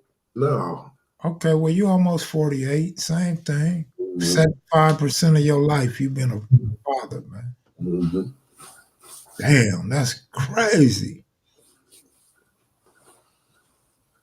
Heavy as the cross, man. That's what the good Lord intended, man, that I have all this seed, so I'm gonna roll with it. The good who? Who intended? The good Lord. Am I hearing you right? What is that? That ain't gang stuff I'm saying wrong, is it? No, the good Lord. I thought you didn't believe in no higher being. No, I never said that. You got the wrong guy. Okay. The Lord Jesus Christ is my Savior. Is he? Psalms 23, the whole, everything. You finna have me go back through hours of lives looking for you to say you don't believe in God. Never, ever. That was other guys on here with that evil talk. That might have been when I was drinking, huh? Well, you love it, man. You don't even be remembered. I'm finna get you high now. I Remember, remember. I up, you get high. Mm. You ain't nothing changed, man. I appreciate you coming on too, man, with me. That was cool, man, because I know Mike wanted to meet you. A lot of my guests, man, they really come on. I ain't gonna lie, they ain't gonna tell me, man, but they be coming on in hopes of the big homie tapping in. All that old stuff, you know what I'm saying? But I mean, it is what it is. Uh-huh. Yeah, they say low. They say your pull-out game is weak. Oh man, for sure. Mm-hmm. Can't even deny it. Nah, I mean, shit, off top.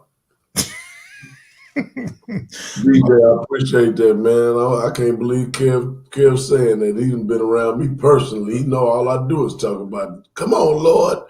Come on, you forgot what I'm hollering at the TV. Come on, Jesus. Nigga. Yeah, I'm Jesus Lord, man. I ain't no Muslim, none of that. Yeah. Mm-hmm.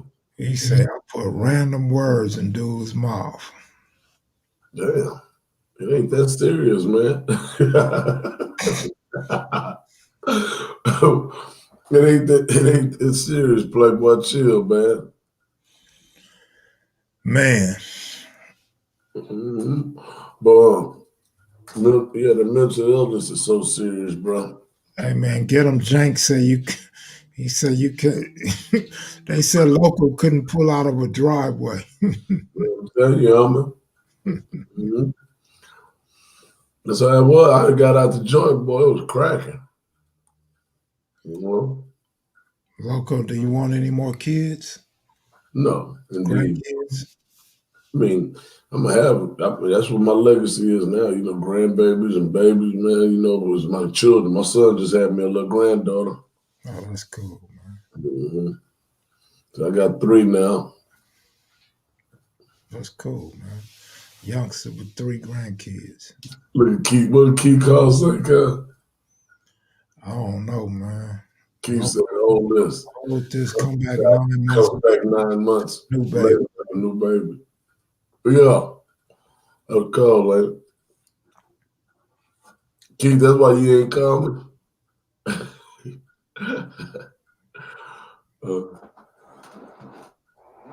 Mike Harvey said you pay child support, of course, homie.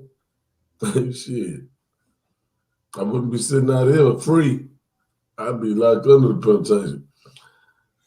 Did you say you don't believe in white Jesus? I never said that at all. I don't. I mean, I know that they say the color of Jesus was pointed towards him being more, black. So, I mean, none of that. We never got into no religion thing. Us. So the man say, "I'm putting words in your mouth," and he turn around and put words in your mouth. He tell me to stand on my square. Let's see if he stand on his. That's all I'm saying, man. Man, we ain't gonna trip on that shit, man. But nah, bro, I don't ever remember if we talked about religion, I don't remember. But yeah, my grandmother, that was my inspiration, and she was about Baptist. You know what I'm saying? She brought us up Baptist, so I don't trip on it. I don't run the church and all that stuff, but I do have a little old relationship with the high power, man, just like everybody else should, or does, or whatever. But whatever they talking about, man, bro, I ain't never seen that man in the comments in my life. Hey, so look, man, Keith Claus said he was known as a shooter. I guess my aim wasn't shit. Well, you so tall, you probably was shooting birds out the sky. Mm-hmm. He said Jesus is Miles Davis' first cousin. You got that? What does that mean? I don't have no idea, but it sounded funny to me. Jesus? Maybe you said Jesus is. Yeah, baby, he is saying Jesus. Mm-hmm. Hey, I met Jesus before. He was in one of my classrooms, man. That tripped me out growing up, because I grew up down in the San Antonio area. There's a bunch of Jesuses. I said, God damn, they can name them. I said, their parents can name them that. You know what I'm saying? Like, that was some shit. Then I remember I finally got it in my mind. Okay, Jesus, that's what it is. That Jesus thing was tripping me out. It was hard to transition, like, figure that shit out, man. How to say it. Mm-hmm. Yeah, man. Brian Harris, what's up, man? What's up, nigga? I'm talking to you. What you say, bro? I'm reading the comments, man. I'm Brian Harris, nigga. You forgot that's my name? No, I'm the other Brian, man. The OG Brian Harris. That's Big Loco. Oh, it's Big Homie? Yeah. That's the first Loco in San Antonio. No. Ain't no San Antonio, nigga. Hell no. Yeah, it took you a minute to catch that one. Yeah, when you said that, I'm like, hold on. What did he say? Oh, okay. Found you, so here you go. That I'm fixing to do with you. Oh, these niggas crazy, man. I don't be understanding that. Y'all ignored Baby Loco. What does that mean, though? What are you talking about? What's going on, Brian, man? What's up, homie? It feels strange, man. What's up, Brian Harris? Like, damn, nigga. Narcissistic like a motherfucker. Nigga talking to himself. Yeah. Real, man. Oh, my goodness, man. What he said? Either he was a real man or not. FOH with all your colors. Austin, Texas. You know Austin, Texas be off the chain. He probably was locked up with White Mike when White Mike was in the mental institution Oh. or a medical ward. Probably was a cellie, his roommate. Hey, but oh man. Man, these niggas crazy. It seems like I've been going through that shit. I wonder why motherfuckers do that. That shit is so fucking crazy, dude. Because, like, look, it's something else. Don't worry, not related to the topic. So don't panic. Like, come on, my nigga, that's all that. Like, what the hell I'm panic for? People be thinking I'm finna fly off the handle about anything. Man, I've changed my life, brother. I take medicine too. Tori Thompson, what up, man? Woke up, checked my phone. It's a KMV party. We rolled so hard the other night. We did 5 hours. You heard me? What you say, Loco? We did 5 hours the other night. Man, these are regulars, man, except for that one dude. But obviously he watches. He may not have been able to type in the past, but he definitely watched. But he on Austin, Texas head. Him and Austin, Texas going at it. See, that's probably why they was banned. You know, Crystal don't play. So I'm watching Crystal closely now. Every time I get off my live, I'm gonna check to see who been banned.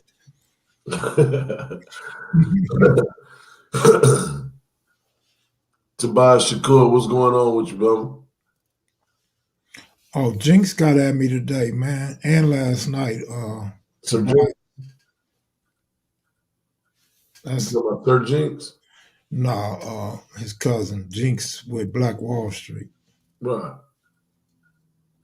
We're talking about some business? No. Just on some homie shit. Right. Okay.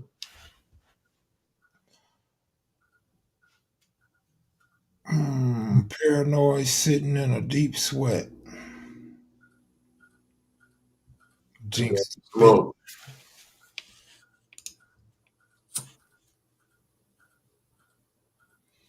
Damn, Leela up after midnight? What the hell's going on up in here?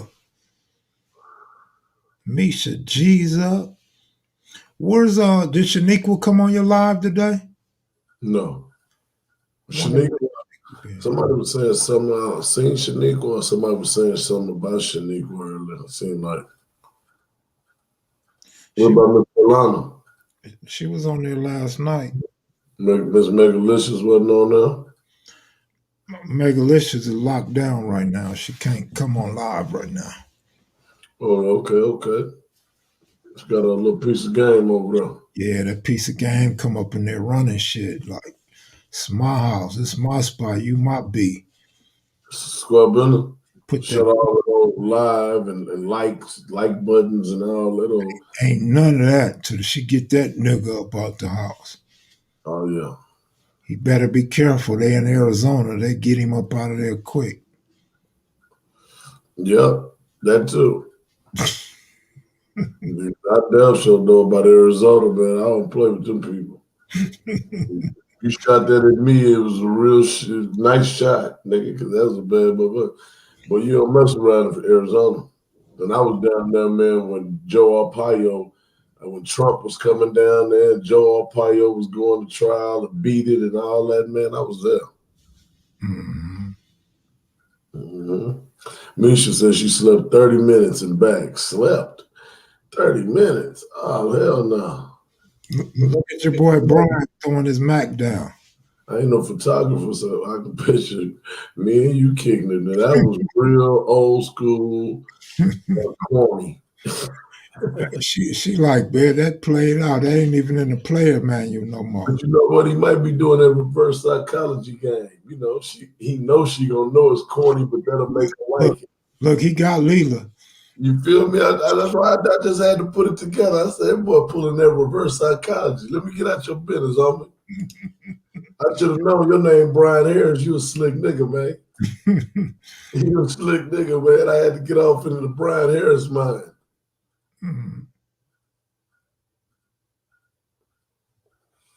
Yeah.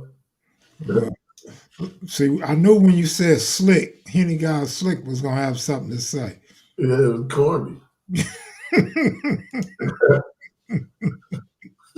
That's my partner right there, man. Yeah. Yeah, man. I see you, Brian. Yeah, do your thing, player. No tap water should be consumed. Hey, man, I don't know what's wrong with that MF right there, man. I see why he was banned. That nigga just dry came out there talking about no water. I'm waiting to see how long Crystal let him kick it. If you the main one start drinking that shit, if you ain't no more. Yeah. Loco, he been reading your playbook. Oh yeah, that boy going in. I'm telling you, see how quick I figured it out. They was already responding back with the game.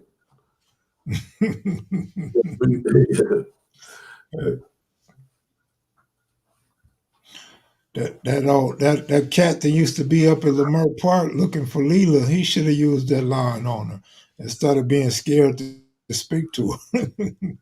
Right. He probably already have a baby up in her. You see the Cowboys son? No, what Cowboys say? They came out the floodgates. You ain't blocking trolls anymore, kid. I don't block them. It's Crystal that be blocking them. And now Crystal pretending like she don't block people. So here's what it is. I mean, if y'all piss me off, I'll block you. Otherwise, it's all fun and games. Yeah. But here go the thing about the trolls. Check this out, y'all. The two dudes on Loco's channel talking about they was banned over here and they can't come over here. You see how they lie and see how they troll and try to get up under the nigga's skin? They ain't over here. They ain't over here typing. They ain't even try to come over here because they ain't banned. They just wanted to say something slick. That's all they was doing. That's why I'm like, damn, Crystal and Henny guy like hollering at them. Like that was all game. That was all they way of hating in a nice way. Making sure Loco didn't ban them. That's all that was. I seen that coming a mile away. What made you really snap to it? What made me what? And what happened, cuz? What feel me? And there goes Shaniqua right there, bro. Go ahead. Oh no, when your live came on, they was saying that they can't. It's nice to come over to your channel because they can't go to no other channel. And then one dude just right out asked me, when am I gonna unban him? So I was just straight bullshit. It's just a bunch of BS, man, because my channel held. I mean, man, come on, can't be compared to the. What they don't understand is that we've been forced to be on lives. You did a lot of that work, man, out there in the streets and the trenches, man, in these neighborhoods and having to find spots where you would be safe and just all the BS, man. Go looking out, Brian. Brian King. You got long, your shit growing long. You gonna go ahead and just grow it back out? Oh yeah, man. I think I'm gonna just let it grow. I'm gonna let it grow till I get some coochie, man. When I get some coochie, I'm gonna cut it. I think as long as I keep nothing, man. It's late, I start talking off the chain when it get late. Yeah, it's good time, man. You know you're gonna go X-rated down on it. Who you going after? Let's see. Coach said everybody get one reminder, 2 warning, 3 you're out of there. That was the original rule, so she's right about that. But all of these people claiming they want to come over here, I just said, look, I'm gonna just let everybody back up in here and start over. Right. Most of them ain't coming back because a lot of them accounts was they went and made 2 and 3 accounts to come back and be funny and troll and stuff. Exactly. So they'll never be back. But some will. Kev, you kind of look like a mix between Louis Tyant and Jose Oquendo. That's cold, man. You know, when you said Okundo, you know, you already know what nationality that do. That's so cold, man. Yeah. That boy went from working out last night with a little coat on and shit to eating a pot pie. What you ate? It was something greasy or fattening. No, I wanted to eat a pot pie, but I just couldn't get around to it, man. I'm No. eating the same foods over and over. I just couldn't. I couldn't. I can't Man, get I into eat that right soup every day with tuna. I gotta have my now. tuna. This time next year, I'm gonna be cooking real food. I'm gonna get so tired of this shit. I'm gonna be experimenting with tortillas and. Man, I'm But gonna you tell know you, what? tell you a couple of little old meals, man, down here that's better.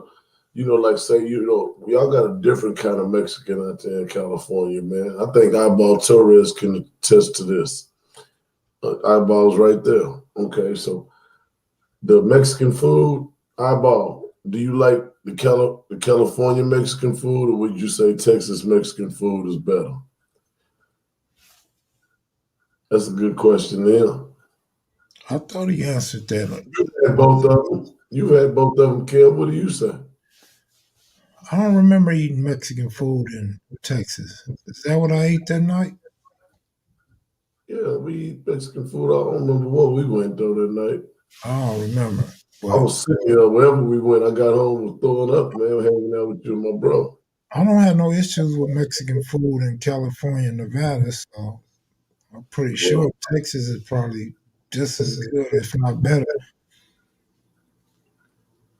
Loco, you trying Four Corners? Which one? We got a Four Corners here in Houston. If you talking about Four Corners out here on the east side, yeah, of course. I just bought a whole pound of sticks and seeds from Loco. I'm mad, Sir Uncle Buck. Sir Uncle Buck, I got some shit right here, man, to make your you man. Let's see, where's that nigga at, man? Oh man, we got a Sir Uncle Buck sighting. What Yeah, the man. hell? Yeah, for sure, man. Cowboy, I done ate it at the you talking about the barbecue little joint right there on the corner, man. Guaranteed. You know I Last get up there. last four corner spot I've been to was on Long Beach Boulevard. Man, they had a hole on all four corners. Damn. I'm like, this got to be four corners right here. Nigga, look left, right, look over there, look over there. Like That is Mexican, crazy. black, Salvadoran, Guatemalan. Like, whoa, jackpot! One on every corner, Yeah. four corners. What is the difference between Tex-Mex and regular Mexican food? Tex Mex, man, we get like, say for instance, you ever heard of carne asada? Most people on the West Coast, all of them on the West Coast, that's all they gonna eat is Yeah, carne asada. Asada. exactly. I thought you was gonna say the opposite. I was gonna say, nigga, you don't know what you're talking about. Down here we eat carne guisada. You know what I'm saying? Yeah. Which is a way tastier treat. Where our food is like it's way different and it's a little better, man. I ain't gonna lie. I can compare the two here. And I was like, man, I gotta hurry up and get back to Texas. I didn't even want to eat his Mexican food on the West Coast. I wait till I got back to Texas to eat that shit. Mm-hmm. For real. It just tastes different and the variety ain't the same. And I don't know. Mm. Yeah, man, for real, Hutch. Hutch, Hutch, huh? Hutch know where all the good food is, man. Hutch always going out to get some food, man. Hutch and them got a bunch of bomb spots right there in their hood. Yeah, Hutch know where to go. And everything Hutch over took there. me to a soul food joint one time. He said, "Kill, you want something? Kill, you want something?" So So I I think the think the first first time I got some, the second time, like, no, Hutch, I'm good. Man, my sister came back from driving them trucks. I'm like, let's go to this soul food spot. She said, where? You don't know nothing out here. I'm like, let's just go to this spot. And she's like, oh, this good. where'd y'all go? Mickey's? You got to ask Hutch. I don't know. Hutch, when you took him to Mickey's or well? It was toward where Hutch live, away from where you live, but not far one way or the other, just straight down that road. Right. Yeah, ain't no telling, man. Hutch laughing like a motherfucker. Yeah, Hush know he know what that bomb ass Hey, yams. Loco, you ever ate a sweet Georgia Brown? Of course. Yeah. Okay. King Shoe. Yeah, King Shoe, man. If he's in the comments, if he's in there now, tell my boy, man, I didn't get his call earlier, man. And shit, all he got to do is holler at me. I didn't want to cut off White Mike earlier, man. But shoot, all he got to do is hit me. Okay, yeah, I know that's what Eyeball said, but I wasn't positive. Mole enchiladas. So far, LA is better than Texas. Okay, Mexico better than both. All right, and I take that from you, Eyeball, man. You know, yeah. Probably because in Mexico you could probably get a taco for 50 cents. But then again, man, he grew up. He's a Texas. He's a Cali boy. I was joking, but yeah, I know. But he's a Cali boy, man. Y'all gonna pretty much stick by y'all shit. And y'all gonna do the same with Texas. Texas barbecue or Tennessee barbecue, of course, Texas. Oh, I love Tennessee everything, man. In Memphis. Yeah.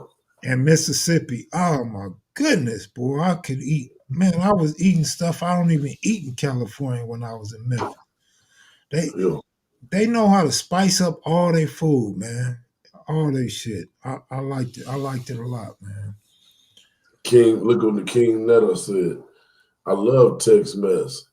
He said, I love Tex-Mex. I He ate said, that Cali Mexican, and I hate that shit.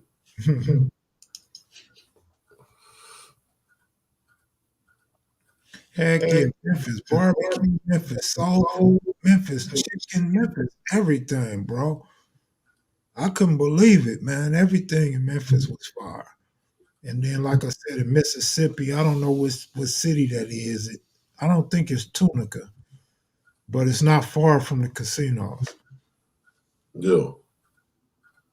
Cali Mex don't use all their veggies and corn, straight up onion, cilantro, and peppers. But we be putting some hell of a conversations. Memphis, Houston, etc. All that is low key country food, but people from out of state eat it up all day. Yep, facts. My man said New Orleans #1. He probably likes seafood. Yeah.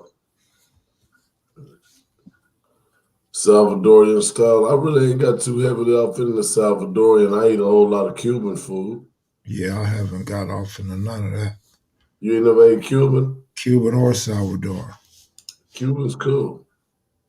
Hey, Loco, is the old San Francisco steakhouse still around? I believe it is, bro.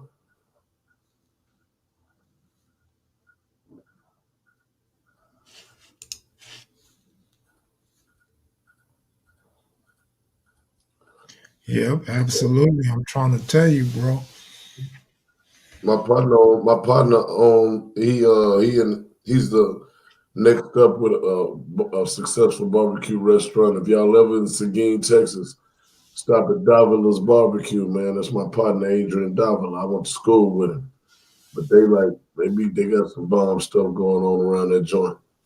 That's why I'm gonna take my partner Big, my little bro, and Kev when he come down. Make sure I get him to Luland, get him some Davilas. Take him down to Bastrop down there, let him see where his homeland is. I need to get them addresses and find out where they lived at. Probably Exactly. now. Shit, they might have some mansions out there with signs with your picture on it, like help us find our family members so he can inherit all this damn money we got for his ass down here with his stubborn ass. But we're gonna, hey, if I find out about it before, man, I gotta go get some clauses put off in that shit. If they look up, man, and shit, you be at the Hilton at the Westgate with that. Man, if we got any property out there that we inherit, when my brother get out, I'm tell that nigga, hey, you got a house in Texas, nigga. Get there the best way you know how. No shit, man. Nah, man. I think you'll be close. I think you and your bro will get a chance to hang out, bro. Boy, we have property out there, my nigga. He can have that shit, nigga. This is your reparations for your prison time, nigga. Cowboy said, Loco, what's the famous spot in Longview? Cowboy, believe it or not, in all my travels, I never really messed around in Longview like that. You know, East Texas. I was in prisons up there, but I never really messed with it area. I honestly don't remember if it was South Haven or not. The name rings a bell, but I really couldn't tell you, bro.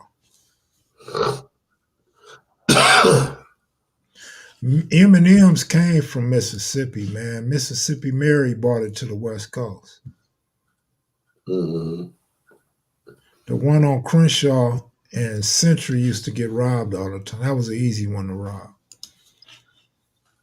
Where should you go eat? You say you going to Funky Town this weekend for the fight. Where should you go eat?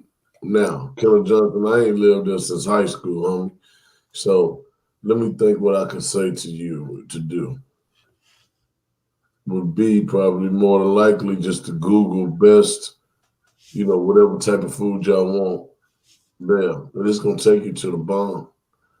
In Fort Worth, you can't go wrong. Number of good food everywhere, man. Sean Williams said, how's your brother doing, bro? Yeah, he's stressed out, man. He's worrying me to death, man. He's stressed out. The lawyer sent him a letter and some paperwork to fill out. He didn't get it, and so he's like he's going crazy. But I had the lawyer email me some stuff. I had a little crazy boy print it out and send it to my brother yesterday. So hopefully he get it this time. Fistful of Fatty Productions said, have I ever been through Galveston?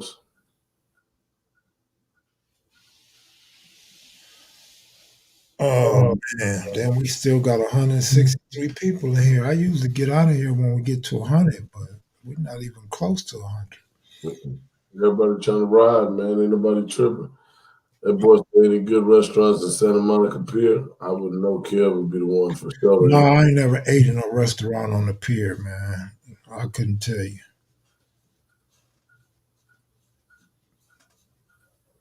Mm-hmm. Yeah, crazy boy. That's my real friend, man. You don't have a lot of real friends from childhood, man. For real, bro. So you could say that again. Think how many days, weeks, months, and years, how many girlfriends, and borrowing money over the years, how many friends you done lost because of that. Not to mention the ones that probably died or in prison or moved out of state and stuff like that. Yup. I think because everybody got that extra hour, they're not tired tonight. Shit, I don't know, man. I ain't tripping on, man. You know. Or did we lose an hour? It went up. The time went up. So you lose one, right? We lost one. Mm-hmm. They say that was the one that really made it to 5 hours on the live. Remember, I thought it was 4. Yeah. Nah, man. You lose that hour. You lose that hour. Yeah. That TMC, good looking out. Kevin, what's the history gang war with 120 Raymond versus 127 Harvard gangster history? That's a good question that I can't answer because I don't know, man. From my neck of the woods and from me just roaming the town, you don't really hear about Harvard gangsters.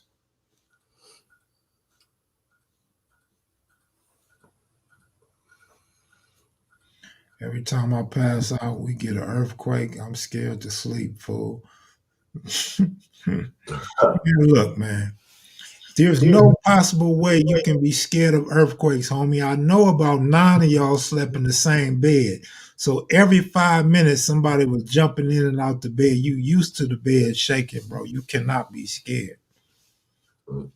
There's no way, get them, Jank. Come on, man.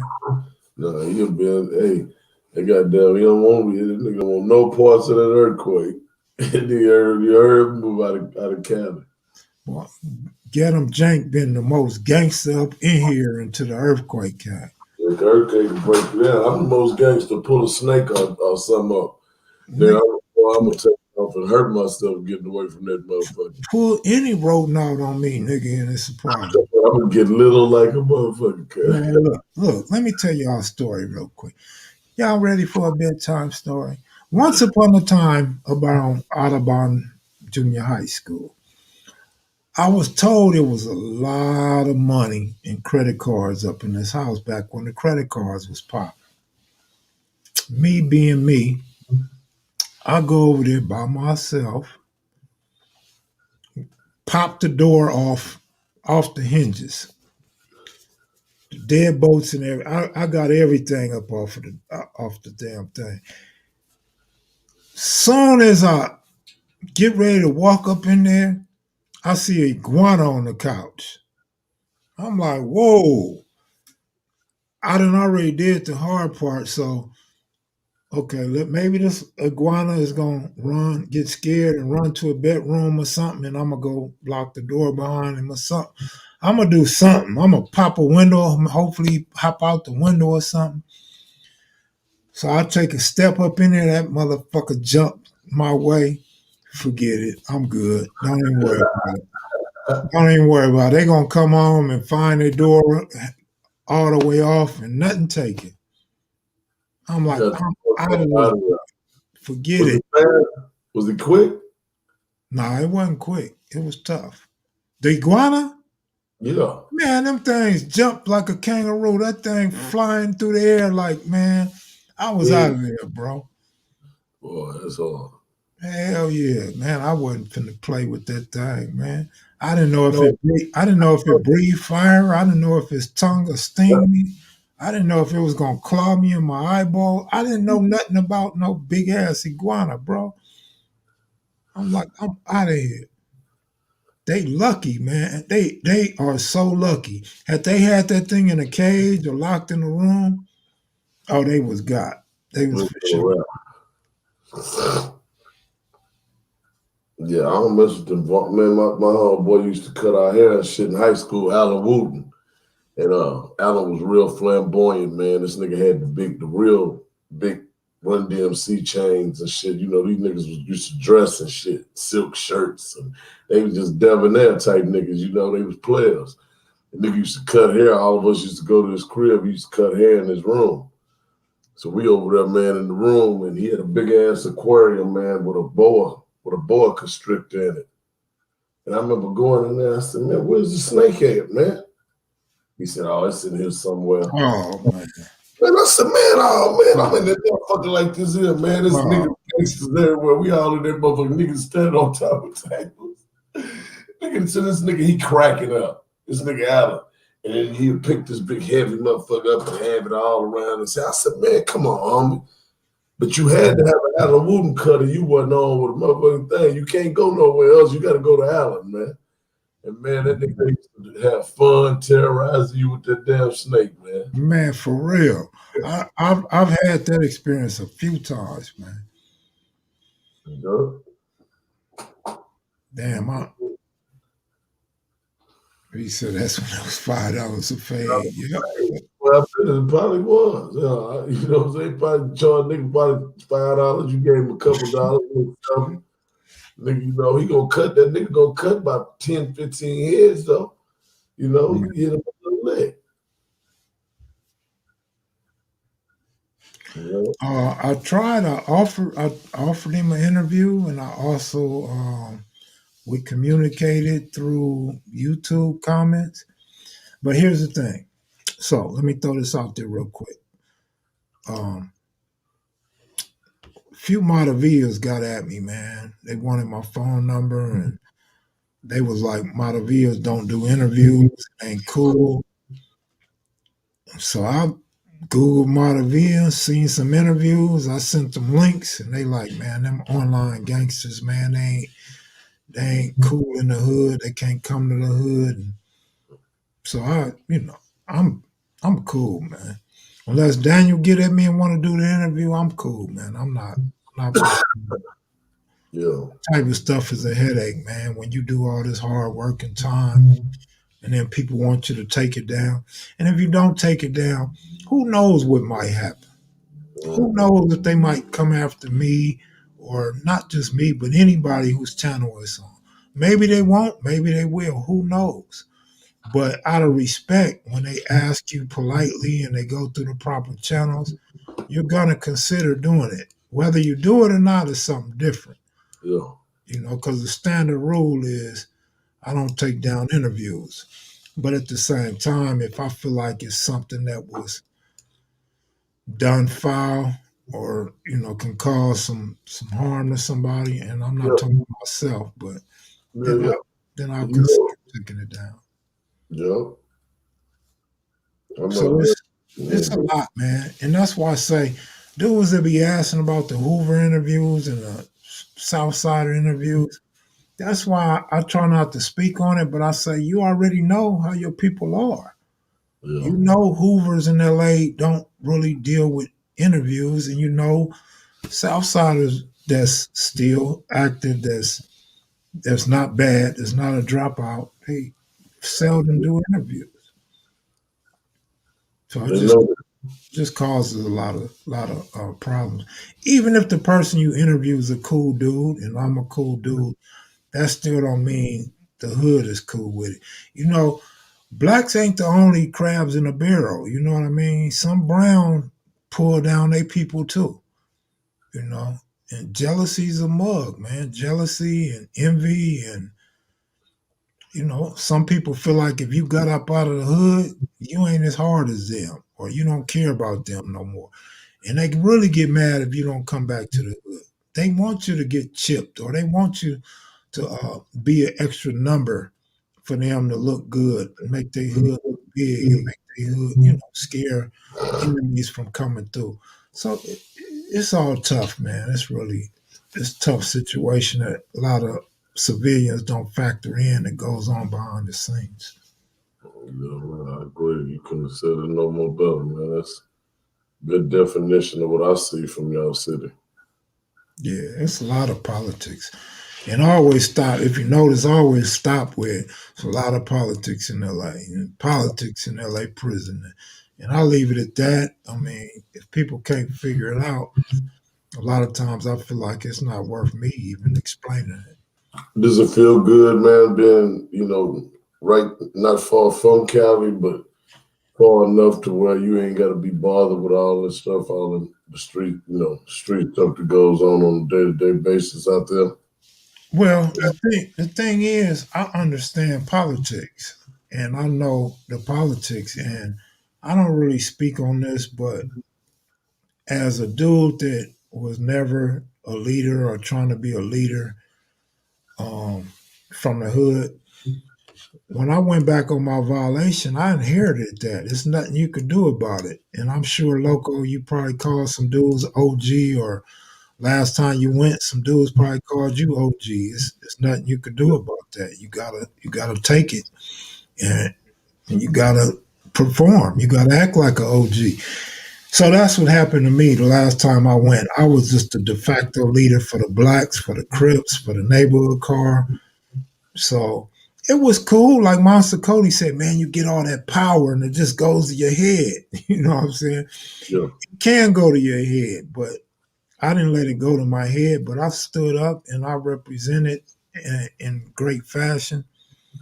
So I understand the politics. I get all of the politics. I don't just look at it one way. And that's what we got a problem with black and brown dudes. They are one sided with their politics. So they have no conflict resolution whatsoever. It's just go to war, even if you're wrong. I Yeah. don't get down like that. And I know some my older homies don't get down like that. It's suicide. It is suicide. They call it a wreck. Yeah. You wreck that car in a minute. And if you're around righteous dudes, they're gonna go on and hit you instead of letting you get everybody else hit. You feel me? Yeah. But I'm gonna get out of here, man. I'm getting tired. My back is starting to hurt. Uh, Do some jumping jacks, man. shit, You gonna be all right. my back ain't gonna allow me to do that. I appreciate Appreciate you tonight, man. Give me a call, man, tomorrow or something, man, bro. If you need me or whatever, holla at me. Macheads and Maniacs, man. God bless y'all. Be cool, man. Appreciate the support early, everybody. Night, night. Was the green light on the last time I was in jail? No, the green light was when I went to prison, when I went to county jail before prison. No, you're right. It was when I did my violation. The first time, no. I bailed out and went back. So when I went in the first time, the green light was on, but I bailed out. And then when my parole officer found out I bailed out, they locked me back up. So yeah, it was a green light. 2000, let me see, 98, 99. So the green light was in 2000 to 98 to 99. Yeah, the green light was in 2000. I got out and I went back in 2000. And the green light was, it was either off or wasn't nothing cracking because wasn't no issues with me second time around. All right, y'all. Y'all take it easy. Macheads and Maniacs. Good looking out for the super chats and cash apps. I'm fixing to check on you, Crystal, see how many people you banned tonight. But thanks, Crystal, for moderating. Thanks for everybody checking in. Good seeing you, Shaniqua. Henny God Slick, my main man. Y'all take it easy. Tori Thompson, Brian Kincaid. Peace.